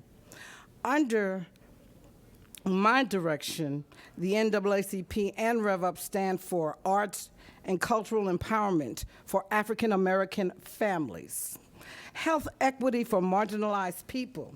In Gwinnett, only 32% of the people are double vaccinated, so nowhere near herd immunity. And it's not about hesitancy. No, y'all, it's not about hesitancy. It's about engaging. It's about not engaging and overlooking our communities. We are growing economic equity, now working through the Black 7-State Economic Regional Initiative. We need technical assistance, Michael Hill. We need technical assistance, Senator James. And we also walk in educational equity through advocacy and legal redress. We need safe spaces for tutoring for our children. In Gwinnett County, teachers are not safe in the classroom. Teacher-to-teacher transmission, I'm gonna say that again, y'all. Teacher-to-teacher transmission is ranked third for demographics regarding positivity rates for COVID-19 per the GNR Health Director, Dr. Audrey Arona. Teacher-to-teacher, y'all. In Gwinnett, we have a $2.4 billion education budget. One more time, $1 billion education budget, and a $2.5 billion county commission budget. There are over 300,000 Black people who live in Gwinnett. 300,000, did y'all know that? Most people don't. And this system has 180K students in GCPS. Many African American and marginalized students didn't have the materials during COVID or equipment to learn. Internet, food, utilities, shucks, they didn't have a house. 28 to 30% of our population is Black, but over 56% of our students in alternative schools are in the school-to-prison pipeline. I'm going to say that one more time. 28% of the population of our Black students are in the school system. However, we have 56% of our children in the alternative schools because they don't listen. You know, Jamal can't read, so we're going school to prison. Black people have the most homelessness in Gwinnett. And targeting singularly, they are Black mothers with children. Homelessness in Gwinnett, did y'all hear such a thing? There is no county budget initiative for home ownership, only for temporary extended stays. There is no Department of Social Services. Gwinnett County does not have a Department of Social Services. I'm going to say that again. And no social services in Gwinnett County. Also, there are no public defenders in Gwinnett County. So you'll wonder why we're going to jail, y'all. We ushered in newly elected officials because they've been making a parade of this up in Gwinnett. However, the verdict is still out, y'all. They may look like us, but we're going to keep them and hold them accountable. So y'all see I'm jumping out my NAACP hat right now. Help me. Do you think Gwinnett County, Georgia needs a rescue plan? How did Commissioner Khadijah spell it? R-E-S-Q-E? I can't spell. R-E-S-C-U-E. Rescue? Do we need to be rescued with all of that, y'all? We are proud to be a part of the Gwinnett 30 Project with the 7-State Black Economic Initiative to collaboratively make these changes. For-profit and nonprofit entities are ready to cover the needs of our African American community in Gwinnett. One of Rev's Up's signature program is Black Family Day at the Capitol. We have been here before, and we have brought our youth here to learn about the legislative process. In February of next year, help us to empower our youth. With this legislative process, we will be happy to partner with the largest Black legislative caucus in the country. And I want to leave y'all with this. Go down, Moses, way down in Egypt land. Tell old Pharaoh to let this money go.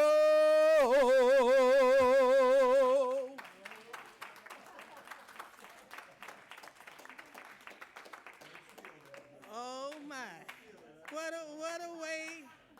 a way to end. I want to recognize, that's what's wonderful. I want to recognize Mayor Mary Whipple Harris Lou, a former mayor in what? Gordon, Georgia. That's right, and my cousin. You know, yeah, I got to see my family after this, so I have to recognize. She did a great job all those years, and she's still involved. And we have many school board members that streamed in and also Zoomed in from all over Georgia who were happy to hear from the Georgia Association. Really, they're texting me now saying thank you. And so we might refer them to you if it's okay. I have about 8 messages since you spoke. So I thank you, everyone who spoke. I want to see our international trade. I want to see our, not just Black Chamber of Commerce, all our economy rise again. It will never be business as usual again, but it is a new normal. It's a new way. And Reverend Warnock, U.S. Senator Warnock, I've been worshiping with him for a long time, so it's hard to say, and all of the senators here today have enjoyed hearing from all of you and seeing you in person, because when we're here fighting for you and fighting for different causes, sometimes it's so important to see you in person and hear from you in person. So thank you for being here today. I would like to, we didn't get the overview from Sharon Hill, so just say your name, Sharon Hill, and how hard you've been working on this. I am Sharon J. Hill, and our time is now. We have to ask for Georgia.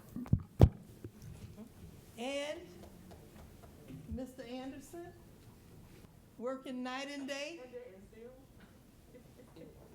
And these are volunteers, everybody. Mr. Anderson? Yes. Sharon Hill was bringing to your attention a hashtag called Ask for Georgia. Everything that you've heard today means that leaders that have been elected, advocates, and constituents have prefaced that we have to ask for what we need, especially Mr. Michael Hill. Without that coalition and the ask, Sharon, please get up and finish what you were saying. Because, come on, sit. Sharon put together something called Ask for Georgia. And we heard statewide that there is an ask. And she articulates it better than anyone else. Wow. Okay. What did I miss? Okay, so sincerely, thank you. It was Brother Calvin, W. Calvin Anderson, that said, oh yes, while you're saying Take that. your mask down for a minute. For a minute. Go to the podium. Go to the podium. Thank Hello. You very much. You want to? Okay. You sure? Just one. All right. Thank you. So it is Ask for Georgia, but not just for Georgia, as we have heard from today. It is Ask for the county, your county. Ask for your city. No, say the city. If you're in Albany, what is it? Albany. If it's anywhere. City, county, and of course the state of Georgia.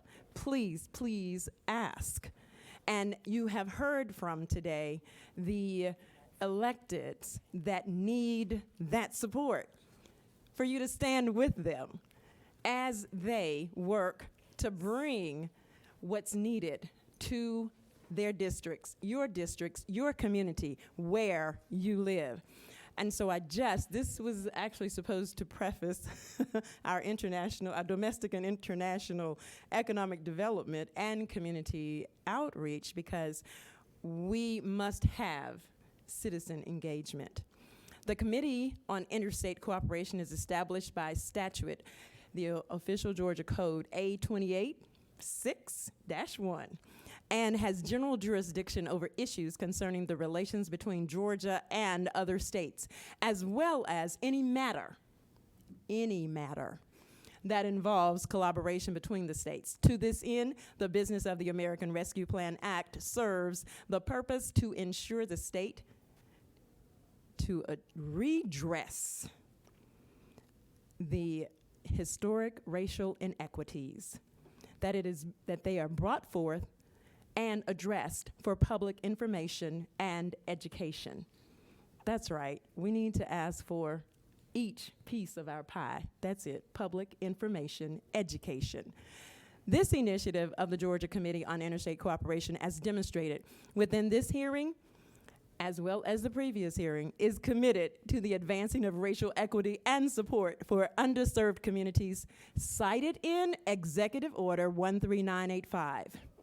We have heard from the government leadership on the work they pursued and the challenges encountered. We have heard from the proposed development and programming from the business community. You have heard from the people, the real state of Georgia, and where we need to go from here.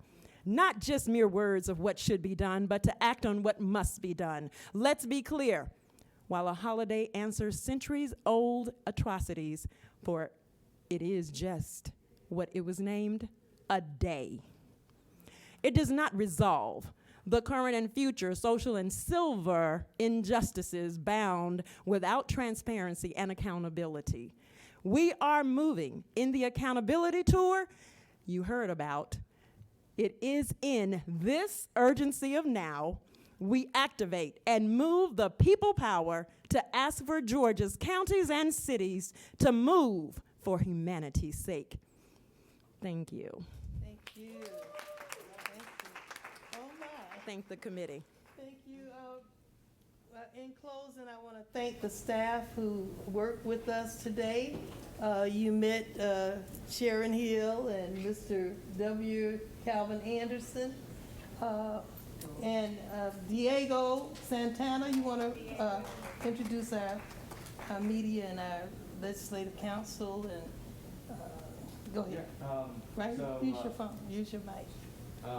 To my left, I have Vince Riegland from the Office of Legislative Counsel. Next to him is Andrew Allison, Director of State Flag. We have Caitlin Bickett handling the cameras. Can't really see her at this angle. And Beth Ball from Senate Research. So that's the team for the Interstate Corporation. And Dory Henry is here somewhere, and she is also on board with us. So there you go. And everybody knows Dory because for many, many years, almost a decade, she was the executive director of our Georgia Legislative Black Caucus and helped move us forward to where we are today. And so thank you, everyone, for being here. If you have any other questions, I'll be here about 5 more minutes, sitting right here. And if not, you can call me anytime. I'm your State Senator, Donzella James. I'm always here for you. And I am proud to adjourn this meeting of the Interstate Corporation Committee. Thank you.